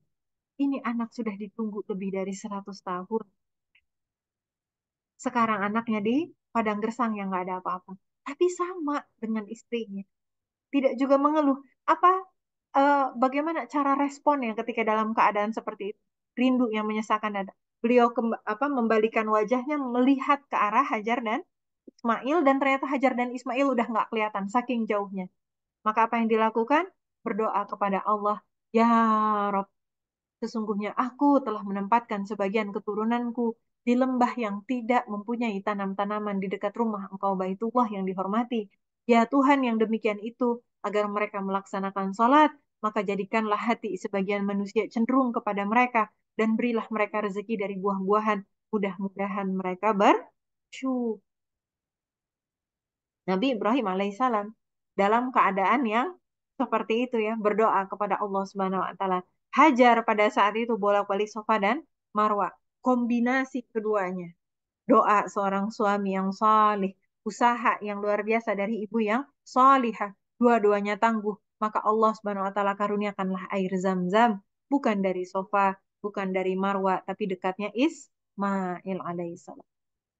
Ini kan janji Allah ya. Wa may yattaqillaha yaj'al lahu makhraja wa yarzuqhu min haitsu la yahtasib. Barang siapa bertakwa kepada Allah, Allah akan berikan kepadanya jalan keluar dan rezeki dari arah yang tidak disangka-sangka.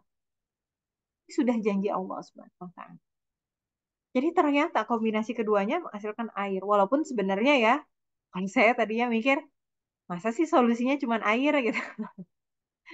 Tapi karena doa melalui perantaraannya doa Ibrahim alaihissalam, bersyukur sekali aja. Dari air Zam-Zam dibuatlah semacam sumur. Maka burung-burung berdatangan. Namanya padang pasir itu kan burung-burung nyari air. Burung-burung membawa biji-bijian. Dan ini dikisahkan di dalam buku sirah ya. Buku sirah Ibnu Hisham. Biji-bijian akhirnya tumbuh menjadi tanam-tanaman. Bismillah bifadlillah. Cepat tumbuhnya. Dengan karunia Allah. Cepat menjadi oase gitu ya. Menjadi sebuah oase. Maka kafilah dagang pun hafal ya. Kalau burung-burung seperti itu tingkah lakunya artinya ada oase di sana. Maka satu kafilah dagang mampir, dua kafilah dagang, tiga kafilah dagang, semakin banyak kafilah dagang datang ke sana. Airnya nggak pernah habis. Airnya juga rasanya menyegarkan, kan beda ya air Zam-Zam dengan air kita. Ya, beda rasanya. Maka kemudian karena semakin ramai mereka mulai buka toko. Semakin ramai buka toko, akhirnya semakin ramai menetap. Jadilah sebuah kota suci yang kita kenal dengan Mekah saat ini.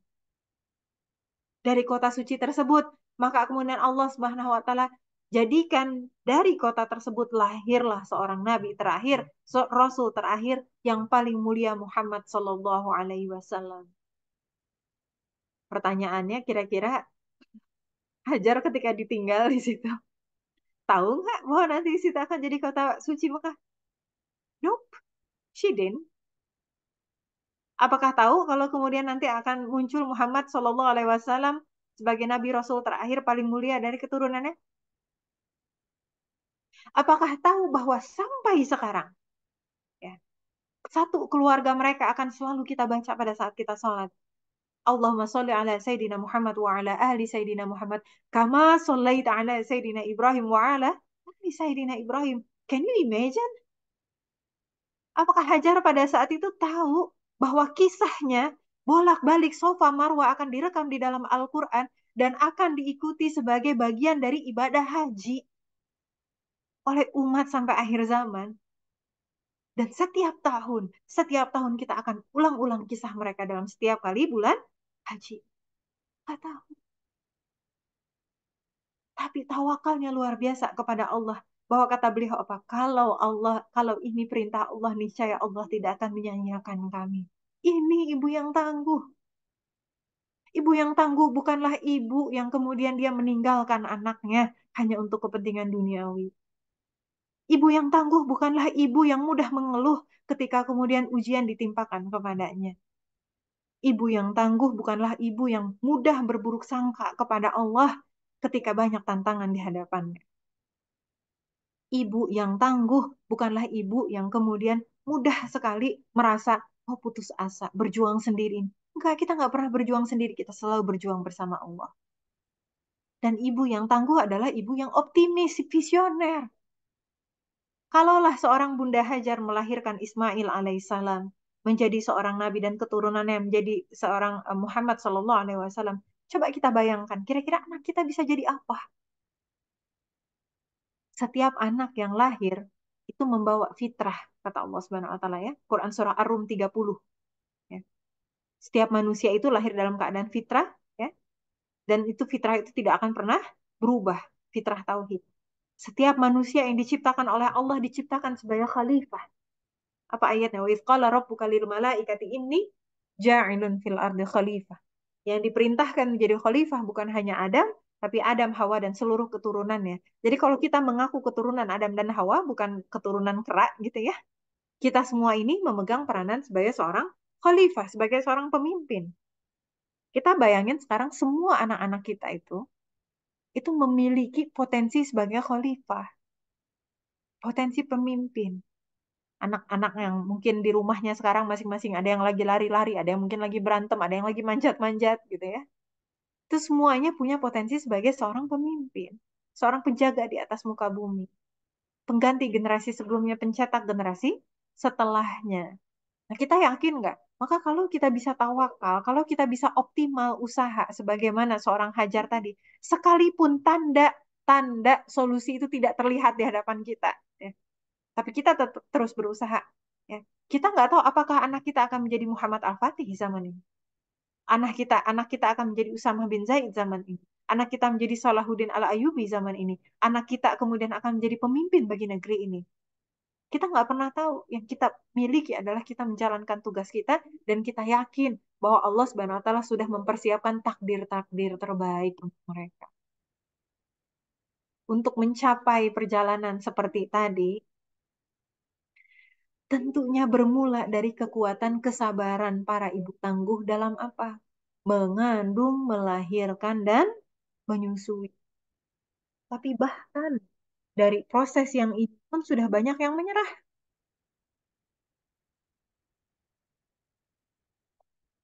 Allah Subhanahu wa taala berfirman di dalam Quran surah Luqman ayat 14.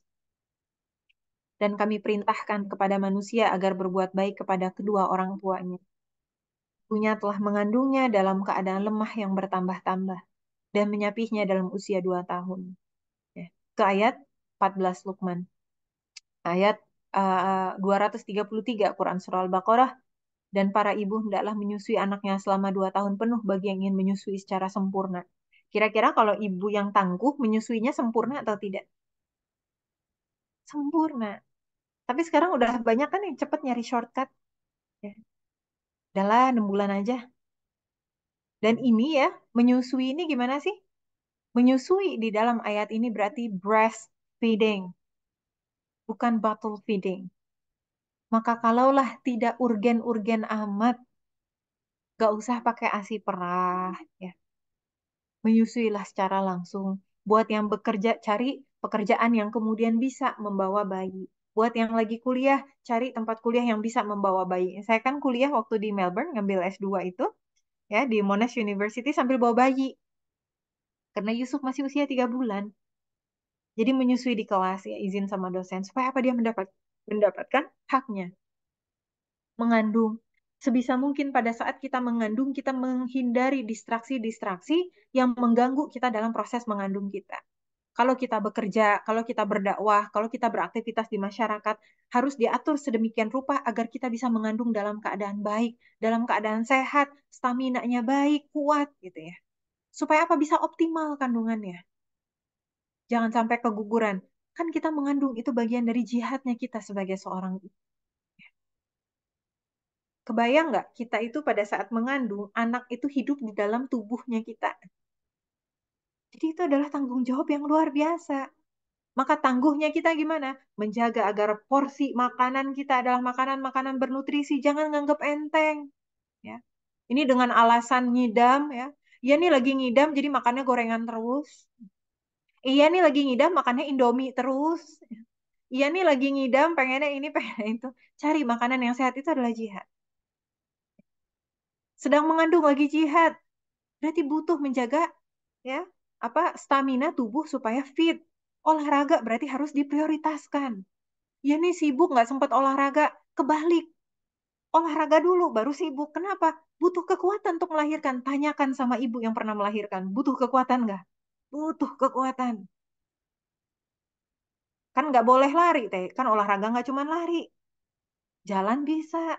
Ya. Usia sekian untuk kondisi orang-orang sekian, berenang bisa. Banyak olahraga yang bisa dilakukan. Senam bisa. Jangan sampai kesibukan kita terhadap amalan-amalan opsional. Opsional tahu ya? Amalan pilihan. Itu melalaikan kita dari amanah utama kita sebagai seorang ibu. Dan tadi apa dalam keadaan mengandung kita harus menjaga kesolihahan kita. Berarti salah satu yang kemudian harus kita optimalkan dalam proses mengandung apa? Ibadah-ibadah kita kepada Allah, sholat-sholat kita, tilawah kita, zikrullah kita. Saya masih ingat banget waktu sepanjang hamil Yusuf tuh saya lagi ngafalin Quran surah Maryam. Dan pada saat proses kontraksi ya, itu pas lagi, eh, jadi setelah bukaan satu saya nyetorin halaman terakhir Quran surah Maryam, dan sepanjang proses kontraksi mau melahirkan ya, itu murojaah Quran surah Maryam. Dan Masya Allah gitu ya, ini mah biiznillah, bifadlillah, bukan dari saya lah, haula wala quwata illa billah. Tadi kan punya Bunda Hana ya, Bunda Hana. Ini waktu saya udah mau habis, saya coba cepat. Insya Allah. Bunda Hana doanya apa di sini? Aku memberinya nama Maryam dan aku mohon perlindunganmu untuknya dan anak cucunya dari gangguan setan yang terkutuk, begitu ya. Dan Masya Allah Yusuf itu, Baby Yusuf ya, anak saya yang pertama, yang saya bilang pada saat menunggu melahirkan itu ya, lagi sakit-sakitnya itu banyak murojaah Quran surah Maryam. Pada saat setelah lahir, Yusuf tuh nggak nangis ya, dia cuman sekali aja gitu ya, tapi karena saya di gentle birth ya, jadi nggak dipaksa nangis, tidak dipukul, tidak apa, karena sudah tahu ini anaknya sehat gitu ya, anaknya sehat, dia merespon dan sebagainya gitu. Dan Masya Allah biiznillah bifadlillah la haula wala quwata illa billah ya, itu kan dia lahir 4 kilo ya, 4 kilo itu nggak ada jahitan ya, jadi itu salah satu yang maksudnya kemudahan ya dari Allah Subhanahu wa taala. Jadi memang Masya Allah gitu. Nah, buat saya pribadi, saya dibilang solihah mah belum, masih jauh. Dibilang solihah masih jauh. Tapi apa yang kemudian berusaha dilakukan, saya kerasa dampaknya. Ya. Bagaimana tenang, bagaimana ini, bagaimana itu, dan sebagainya. Dan itu yang diharapkan. Kira-kira mana yang lebih baik? Melahirkan dengan sumpah serapah atau melahirkan dengan zikrullah? Kata-kata pertama yang didengar oleh anak-anak anak kita pada saat lahir, ya. Sumpah serapah kan ada ya, ibu-ibu kalau saking sakitnya pada saat melahirkan teh sumpah serapah, teriak-teriak nggak jelas gitu ya. Dibandingkan dengan ibu-ibu yang kemudian dia berzikir. Itu yang berzikir yang kemudian ingin kita capai. Lalu kemudian menyusui selama 2 tahun. Kenapa sangat-sangat signifikan? Ya. Kayaknya nanti slide-slide berikutnya saya skip aja deh karena bagian ini penting. Ya. Karena semasa 2 tahun pertama, dalam proses kita breastfeeding, menyusui secara langsung, kita sedang membangun bonding sama anak. Anak itu jadi dekat sama kita. Proses breastfeeding itu bukan hanya memberikan nutrisi saja. Kalau hanya nutrisi tadi bisa bottle feeding. Di asinya diperah, masukin ke botol, disusuin sama orang lain, bisa. Tapi kalau breastfeeding, kebayang nggak sepanjang menyusui anak itu ngelihat siapa? Kita, ngelihat ibunya. Dan buat saya itu magical experience. Lagi nyusuin terus melihat Maryam, Fatimah, tiga anak saya nyusuin semuanya langsung. Itu beda feelingnya. Dengan energi itu, maka kemudian yang terjalin bukan hanya bonding dari bayi ke kita, tapi kita ke bayi. Kenapa itu penting? Ketika bonding terjalin erat selama 2 tahun. Sayang kita sama anak. Dengan modal kasih sayang kita ke anak kita, kita mau melakukan apapun. Kita mau mengorbankan apapun supaya kita bisa menjadi ibu yang tangguh bagi anak-anak kita. Saya ngalamin jadi ibu kuliah, saya ngalamin jadi ibu bekerja, saya ngalamin jadi ibu rumah tangga. Orang pada heran pada saat saya pindah dari ibu bekerja kepada ibu rumah tangga karena waktu itu nggak punya support system, minim sekali support system untuk meneruskan bekerja gitu ya. Akhirnya resign. Biasalah orang tua marah-marah dulu gitu kan. Kamu S1 di luar negeri, S2 di luar negeri, terus sekarang ya. Buat sebagian orang mungkin kemudian berat ya meninggalkan ya kedudukan, meninggalkan apa dan sebagainya. Oleh Allah Subhanahu wa taala, alhamdulillah biiznillah bifadlillah dimudahkan. Sekarang menjalani keseharian sebagai seorang ibu ya di rumah ya.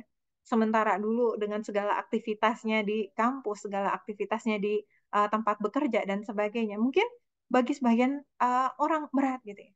Tapi ketika memaknai ini dan kemudian bonding itu terjalin, kita memahami gitu ya, kita ingin memberikan yang terbaik bagi anak. Ketika support sistemnya belum memungkinkan, ya, maka kemudian kita memutuskan untuk oh ya udah kalau gitu saya cari amal solih yang lain, maka oleh Allah Subhanahu Wa Taala dimudahkan. Ini bukan berarti ibu nggak boleh bekerja ya, jangan diputar balikan. Ini kan dalam kondisi saya support sistemnya kemudian minim ya, jangan dibalikan. Maka mudah-mudahan kasih sayang ini yang kemudian menjadi modal kita. Nah ini nih sisanya nanti dibaca aja ya.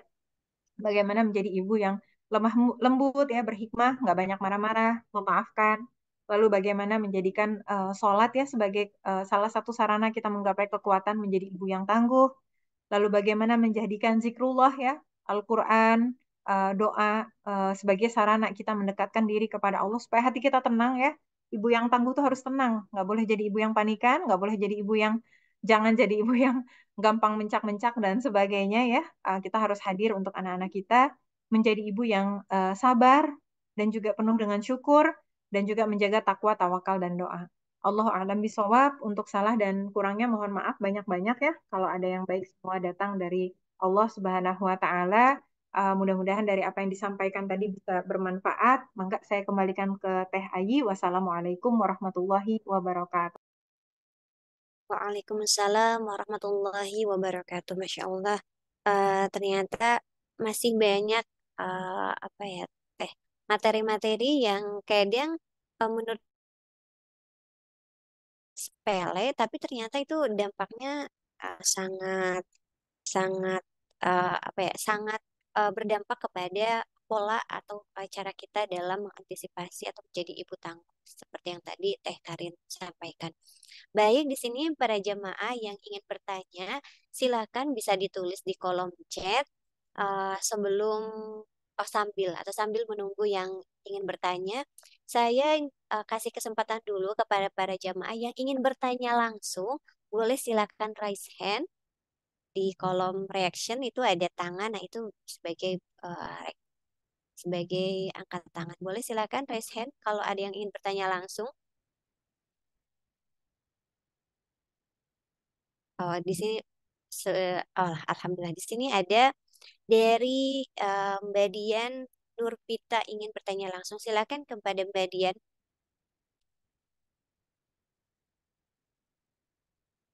Dari panitia boleh dibantu untuk mute unmute-nya barangkali. Mbak Dian, apakah masih ada? Oke, siap. Mohon maaf, Mbak Dian barusan ke. Nah, ya bisa sekarang. Ada. Assalamualaikum warahmatullahi wabarakatuh. Waalaikumsalam warahmatullahi wabarakatuh.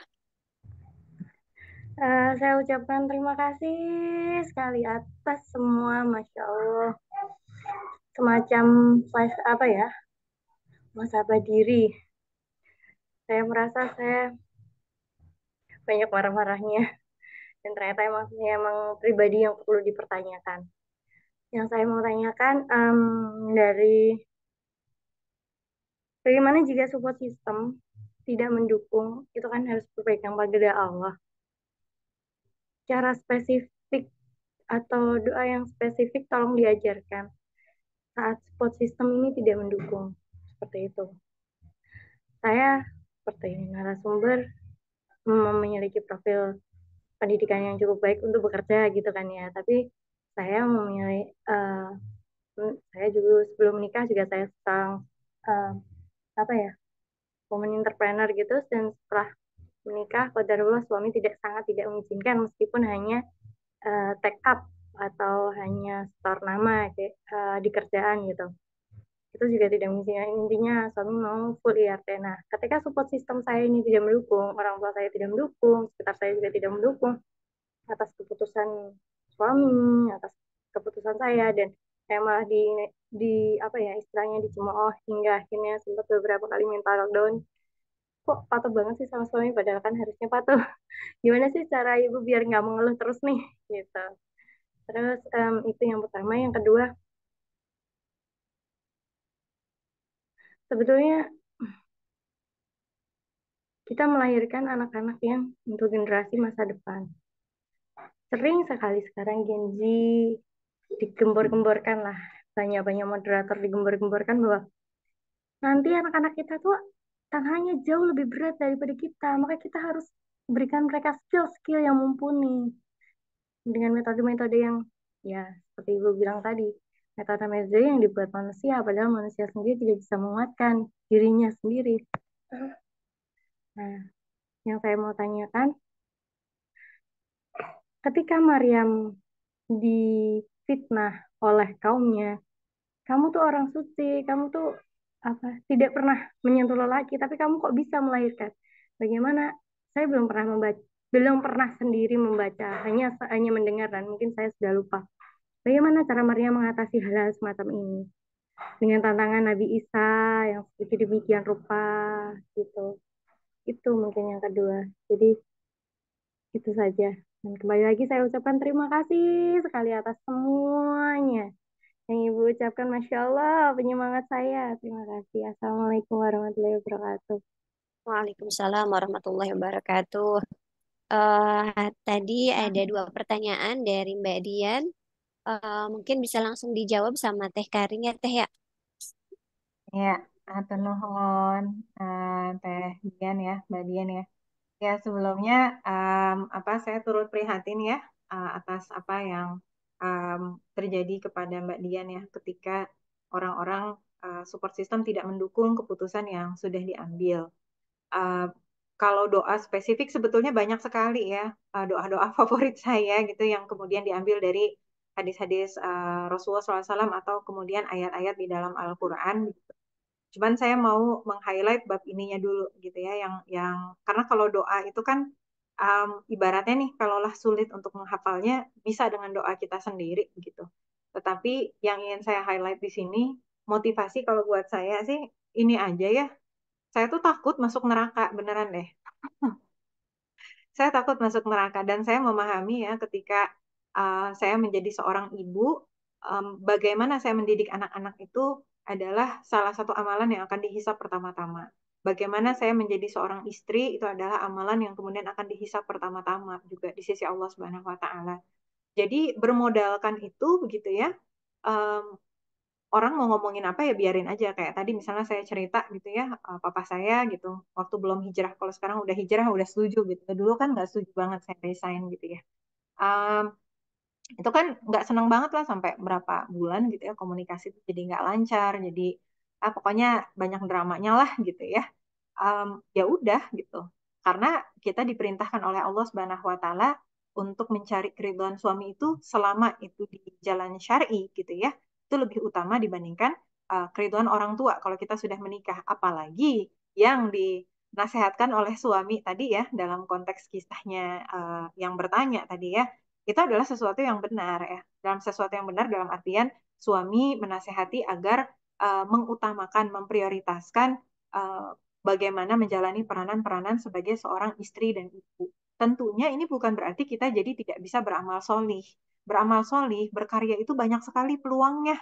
Ya, apalagi di lingkungan masyarakat kita. Masalah di masyarakat kita tuh banyak banget. Kita tinggal cari ya, baik itu sarana online maupun offline. Apa sih permasalahan yang kemudian kita bisa menjadi bagian solusi di sana gitu.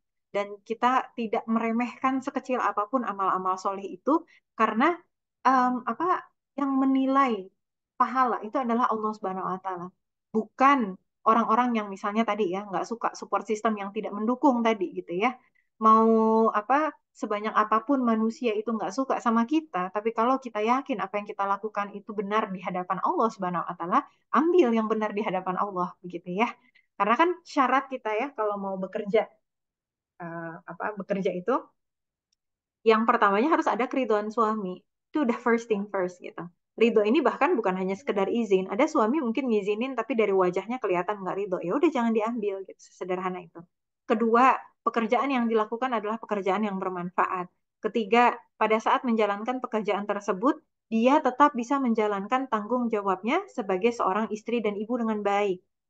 Maka hatta nih, misal suaminya ridho, ini saya sekaligus menjawab ini ya untuk teman-teman yang lain misalnya, karena saya kalau ngejawab sukanya ngambil generik biar biar paham gitu ya kondisinya seperti apa.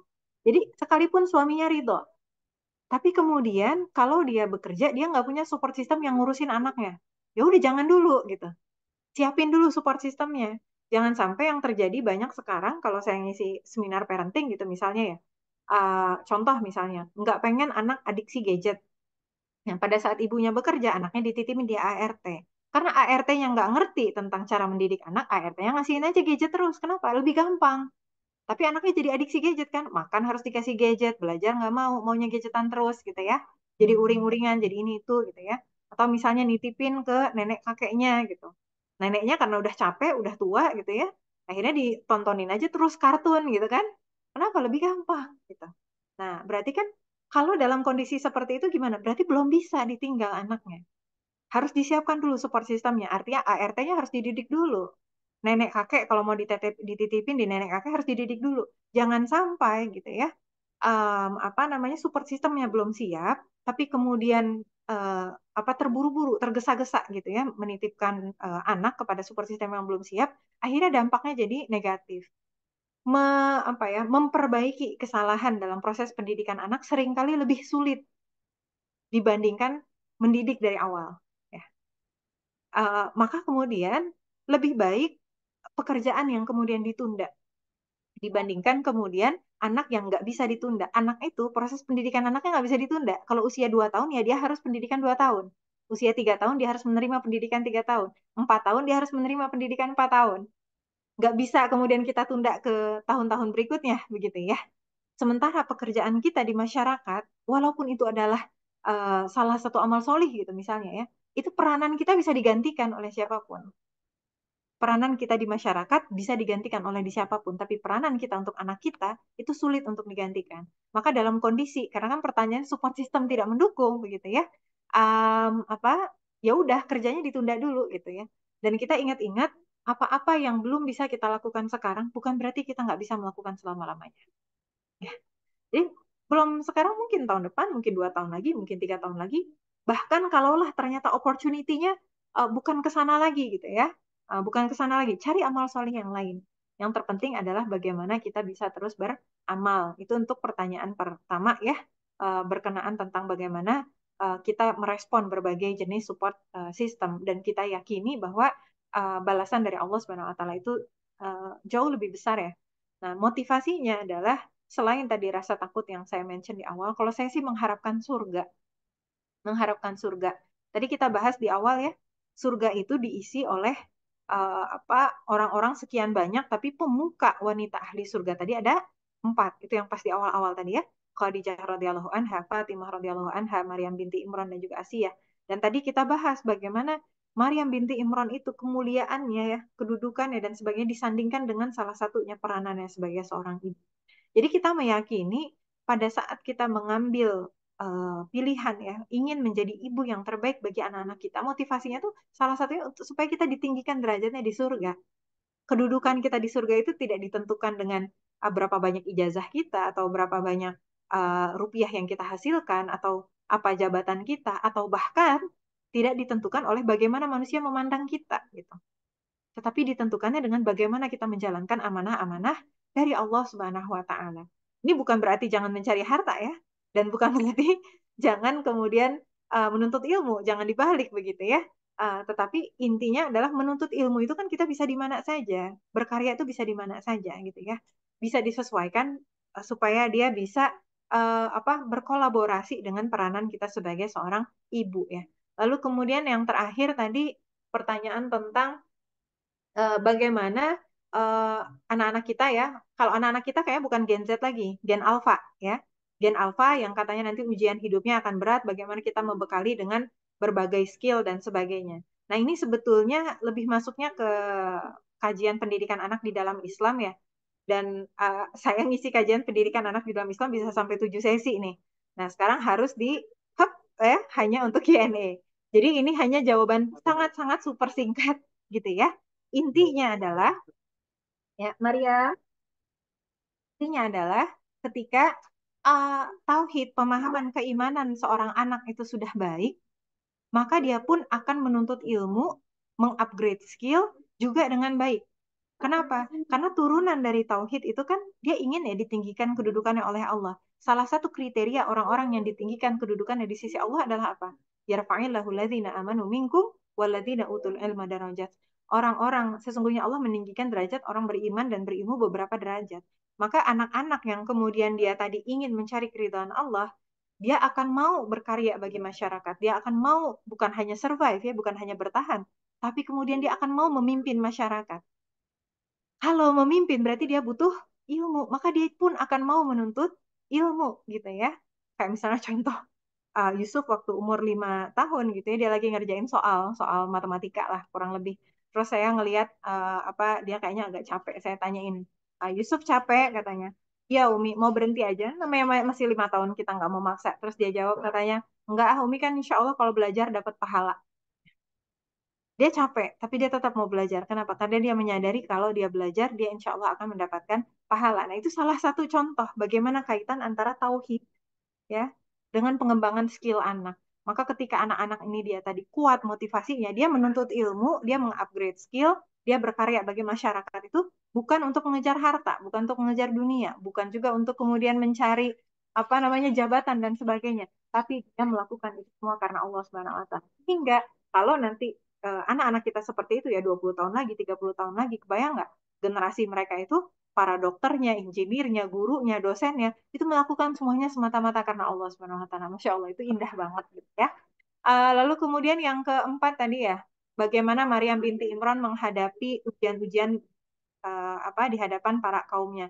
Pertama Maryam binti Imran itu tadi disampaikan ya, salah satu cara yang diajarkan Allah adalah memperbanyak puasa.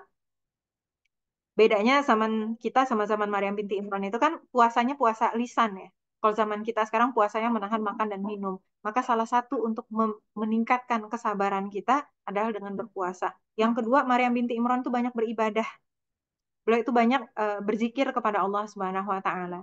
Jadi karena sholatnya berbeda, zaman waktu itu ya Allah alam seperti apa, tetapi beliau itu banyak sekali kemudian mengingati Allah Subhanahu wa taala. Jadi bahkan dari mulai sebelum memiliki Isa alaihissalam, beliau itu kan kerjaannya menuntut ilmu beribadah, menuntut ilmu beribadah, menuntut ilmu beribadah, ya. Maka itu yang kemudian kita ambil pengajarannya dengan berbagai macam tantangan ya dan sebagainya. Karena kita butuh pertolongan Allah, maka kita pun jangan meninggalkan Allah. Sementara yang terjadi di masyarakat kadang-kadang sebaliknya. Mentang-mentang udah punya anak, tilawahnya dikurangi. Mentang-mentang udah punya anak, nggak ikut pengajian lagi. Mentang-mentang udah punya anak, nggak menuntut ilmu lagi. Padahal justru pada saat kita sudah memiliki anak, we need Allah more than ever. Kita sangat-sangat butuh dari Allah. Jadi seharusnya sholat kita, ibadah kita, tilawah kita, sholat tahajud kita tuh lebih kenceng setelah kita punya anak. Bukan malah gara-gara sibuk ngurusin anak, kita ibadahnya berkurang. Allah alam bisawab. Mungkin singkatnya seperti itu kali ya, THI. Insya Allah, terima kasih Teh atas jawabannya. Saya di sini ada dua pertanyaan. Kok menyampaikan dulu. Yang pertama, bagaimana cara para ibu yang mengatasi kebiasaan buruk anak yang sudah kecanduan nonton pornografi katanya Teh? Iya, diberhentikan saja, diambil gadgetnya, ya. Itu pertama, ya. Lalu kemudian yang kedua, ini karena ini pertanyaannya kebanyakannya tentang pendidikan anak di dalam Islam ya. Yang kedua adalah jalin kembali bonding, jalin kembali bonding, bonding ikatan hati itu harus dikuatkan. Kemudian yang ketiga, yang ditanamkan awal-awal adalah pemahaman keimanan, keimanan, akidah kepada Allah Subhanahu wa taala. Karena akidah itu atau keimanan kepada Allah adalah kunci untuk meninggalkan keburukan. Gitu ya, singkatnya.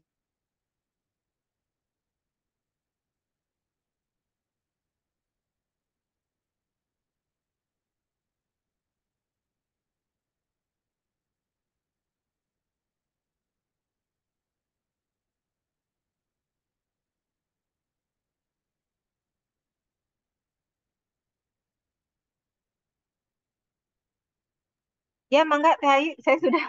Oke, siap. Selanjutnya, ini ada pertanyaan lagi. Apa saran Teteh buat para ibu untuk mengkondisikan keluarga, terutama anak, ketika ibu perlu lanjut belajar atau kuliah? Apa saja yang harus disiapkan selain support system? Mungkin selain tadi memilih, kalau apa ya, terlanjur eh, mendapatkan pekerjaan yang tidak bisa membawa anak, atau misalnya terlanjur mendapatkan kuliah yang tidak bisa bawa anak. Kira-kira apa yang harus disiapkan selain support system katanya?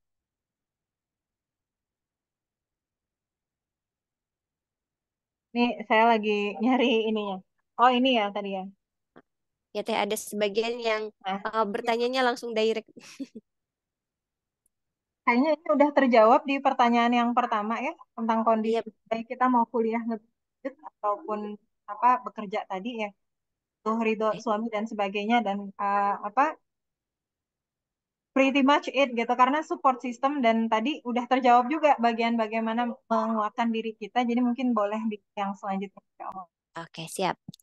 Selanjutnya ini ada juga Assalamualaikum Teh Karin katanya Masya Allah banget materi sharingnya. Saya mau bertanya, Kalau tidak salah tadi diceritakan kalau Teh Karin dulunya bekerja kemudian memutuskan untuk resign. Yang pertama, apa yang menjadi alasan utama yang akhirnya Teh Karin memutuskan untuk resign kemudian menjadi ibu rumah tangga? Nah, kebetulan saya juga kondisi LDM bersama, oh LDR mungkin ya, bersama suami sudah 5 tahun berpisah. Oh, mohon maaf. Dengan anak satu bersama saya. Yang kedua, apa yang perlu disiapkan sebelum akhirnya memutuskan untuk resign? Dan yang ketiga, kondisi saudara perempuan saya kebanyakan IRT. Jadi di sisi keluarga saya sangat dibanggakan dan diharapkan untuk tetap bekerja di salah satu BUMN. Bagaimana ya Teh Karin cara memberikan pandangan ke orang tua terkait nanti keputusan saya untuk resign? Seperti itu Teh.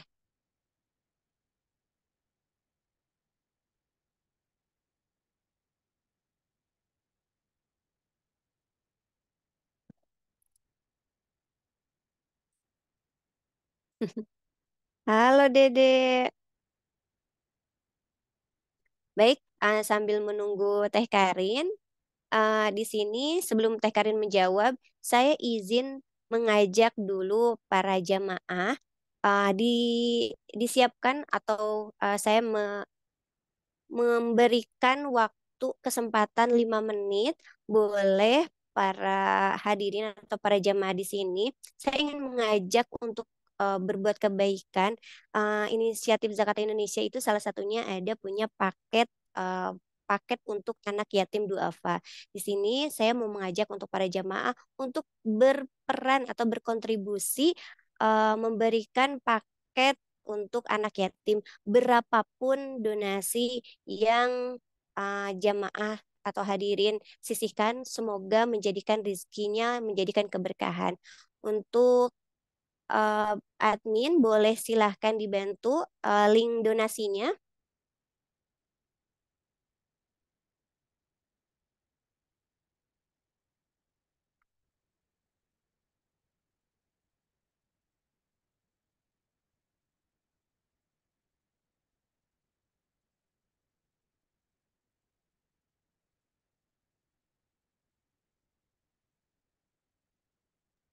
Ya. Ah, Oke, saya silakan lanjut Teh. ya, Tai. Mangga, mangga. Anak nangis. Ini Fatimah yang paling kecil ya, yang bungsu 4 tahun, insya Allah. Ini harap Masya maklum. Allah. Ya, jadi terkait alasan tadi, ah, sama sih sebetulnya sama yang sebelumnya. Jadi mohon maaf ya kalau saya kayaknya jawabannya kurang memuaskan, jadi ditanya lagi. Saya memang alasannya benar-benar sesederhana karena ya saya ngerasa waktu itu saya udah nggak support system saya nggak memungkinkan untuk saya kerja ya. Jadi akhirnya saya memutuskan resign semata-mata karena saya pengen dapat surga gitu dan saya nggak mau masuk neraka karena saya lalai dalam mendidik anak-anak gitu ya. Jadi kalau tadi ditanyakan apa dengan kondisi LDM dan sebagainya, eh, apa itu ditambah-tambah begitu ya sebetulnya karena di dalam Islam itu suami istri itu harus tinggal bersama dan yang bertanggung jawab mencari nafkah itu suami. Ini mohon maaf ya kalau ngomongnya tak tak tak tak tak agresif karena kita sesi Q&A dan harus cepat. Ini anak juga lagi nangis gitu, jadi saya mohon maaf kalau ada yang kurang berkenan gitu ya. Jadi dalam kondisi seperti itu sebaiknya yang istrinya yang berhenti ya, karena kan kalau suami memang tanggung jawabnya mencari nafkah. Jadi istrinya yang kemudian berhenti supaya kemudian bisa tinggal bersama suaminya. Cara berbicara kepada orang tua, kalau saya mah biasa aja, sederhana saja, apa adanya saja. Orang tua marah ya udah nggak apa-apa gitu.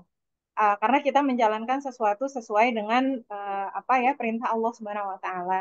Dan ketika orang tua marah, dengerin aja, nggak usah dibantah, nggak usah apa, biarin aja. Saya nggak dibantah, nggak apa, udah diam aja gitu ya. Ya paling berulang-ulang saya bilang ya mohon maaf kalau mengecewakan papa, mohon maaf kalau mengecewakan mama. Tapi ya sejauh ini nggak bisa gitu ya ngedampingin anak-anak sambil kemudian bekerja akhirnya ya udah gitu. Tapi akhirnya kan setelah alhamdulillah ya, bismillah, bifadlillah, ketika akhirnya anak-anak gitu ya, semakin lama semakin nurut, tuh. Kemudian semakin baik juga sama nenek kakeknya gitu dan sebagainya. Akhirnya orang tua menyadari, oh ternyata memang ngaruh gitu ya, peranan penting seorang gitu. Kalau beda antara ibu yang lalai ya sama anaknya dengan ibu yang kemudian baik dalam mendidik anaknya. Jadi itu mungkin ya. Dan berkenaan tentang LDM, pernikahan itu bagian penting dalam proses pendidikan anak dan pernikahan itu kan amanahnya langsung dari Allah Subhanahu wa taala ya sebetulnya gitu. Jadi apalagi ridho suami itu ridho Allah itu terletak pada ridho suami dan kita punya tanggung jawab ya sebagai seorang istri kepada suami. Suami punya tanggung jawab kepada kita, tapi kita pun ada tanggung jawab kepada suami. Jadi ketika nanti akhirnya memutuskan ya sama jawabannya tadi ya. Makanya mohon maaf nih kalau kesannya kayak mengulang-ulang, tapi ya jawaban saya nggak dibuat-buat, sesederhana itu mau masuk surga hanya karena kita taat sama Allah ya. Kita memutuskan untuk tinggal bersama suami itu karena kita taat. Kita memutuskan mendidik anak karena kita taat kepada Allah. Kuncinya adalah wa ma khalaqtul jinna wal insa illa liya'budun. Aku tidak menciptakan jin dan manusia kecuali untuk mengabdi kepadaku. Kita itu milik Allah, bukan punya kita gitu ya. Dan setiap keputusan yang kita ambil itu akan kita pertanggungjawabkan di hadapan Allah. Terakhir bagaimana mendapatkan biarin aja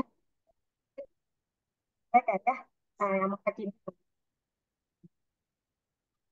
itu yang saya rasa itu sebenarnya gitu sama om tante gitu ya. Saya kan saya luar negeri dan ada negeri juga yang sebagainya. Ketika kemudian betul-betul terikat ya di dalam hati bahwa surga yang kita tuh itu juga ngaruh. Beneran. Kadang-kadang mungkin cuma takut di awal ya. Tapi ketika kita menyadari pasti signifikannya akan kita sekarang ya di hadapan Allah Ta'ala dengan surga yang Allah janjikan, yang kayak gitu tuh kayak angin lalu gitu. Karena kita yakin bahwa apa yang kita lakukan itu akan berbalas dengan sesuatu yang jauh lebih besar di sisi Allah. Allah alam bisawab. Mungkin segitu kali ya Teh Ayi dan kayaknya saya harus pamit. Ini biasalah anak-anak ya. Jadi Siap Teh. apa sekali lagi saya mohon maaf banyak-banyak ya untuk segala salah dan kurangnya. Kalau ada gitu ya. Saya izin pamit Teh Ayi. Terima kasih banyak untuk teman-teman dari wassalamualaikum warahmatullahi wabarakatuh. Waalaikumsalam warahmatullahi wabarakatuh.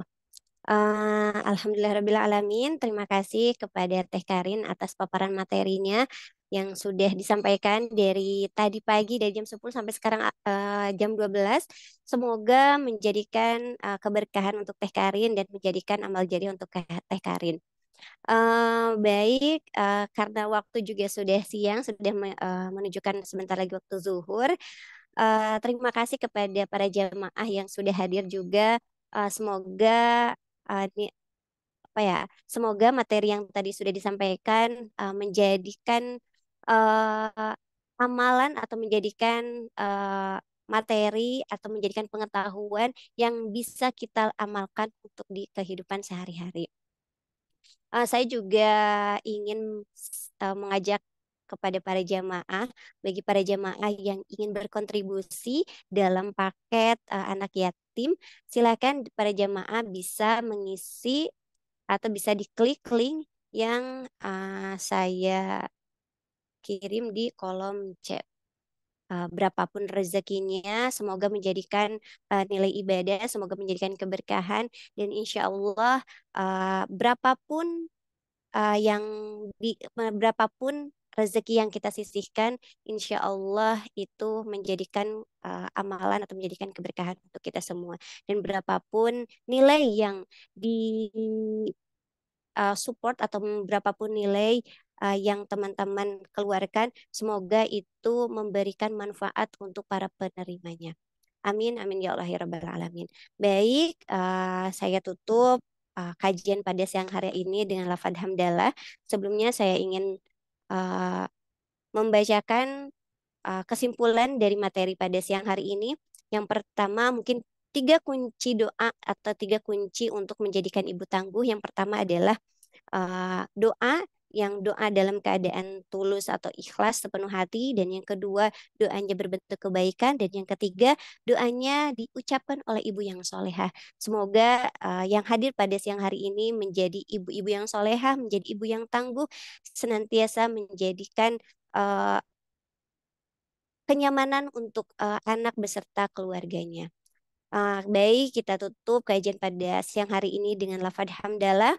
Alhamdulillahirabbil alamin, dan istighfar 3 kali, astagfirullah, astagfirullah, astagfirullah, dan dilengkapi atau disempurnakan dengan doa kafaratul majelis. Subhanakallahumma wa bihamdika asyhadu an la ilaha illa anta astaghfiruka wa atubu ilaik. Saya tutup dengan pantun.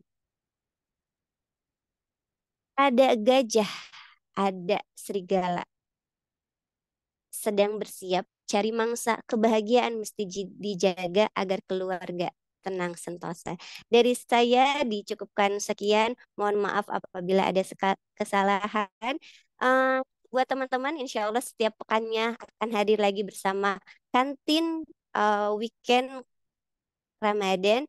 Silahkan teman-teman yang punya saudara, punya teman, diajak untuk mengikuti kajiannya. Baik, terima kasih. Sampai jumpa di hari Minggu dan pekan depan selanjutnya. Semoga kebahagiaan dan uh, keberkahan menyertai kita semuanya. Dari saya dicukupkan sekian. Wassalamualaikum warahmatullahi wabarakatuh.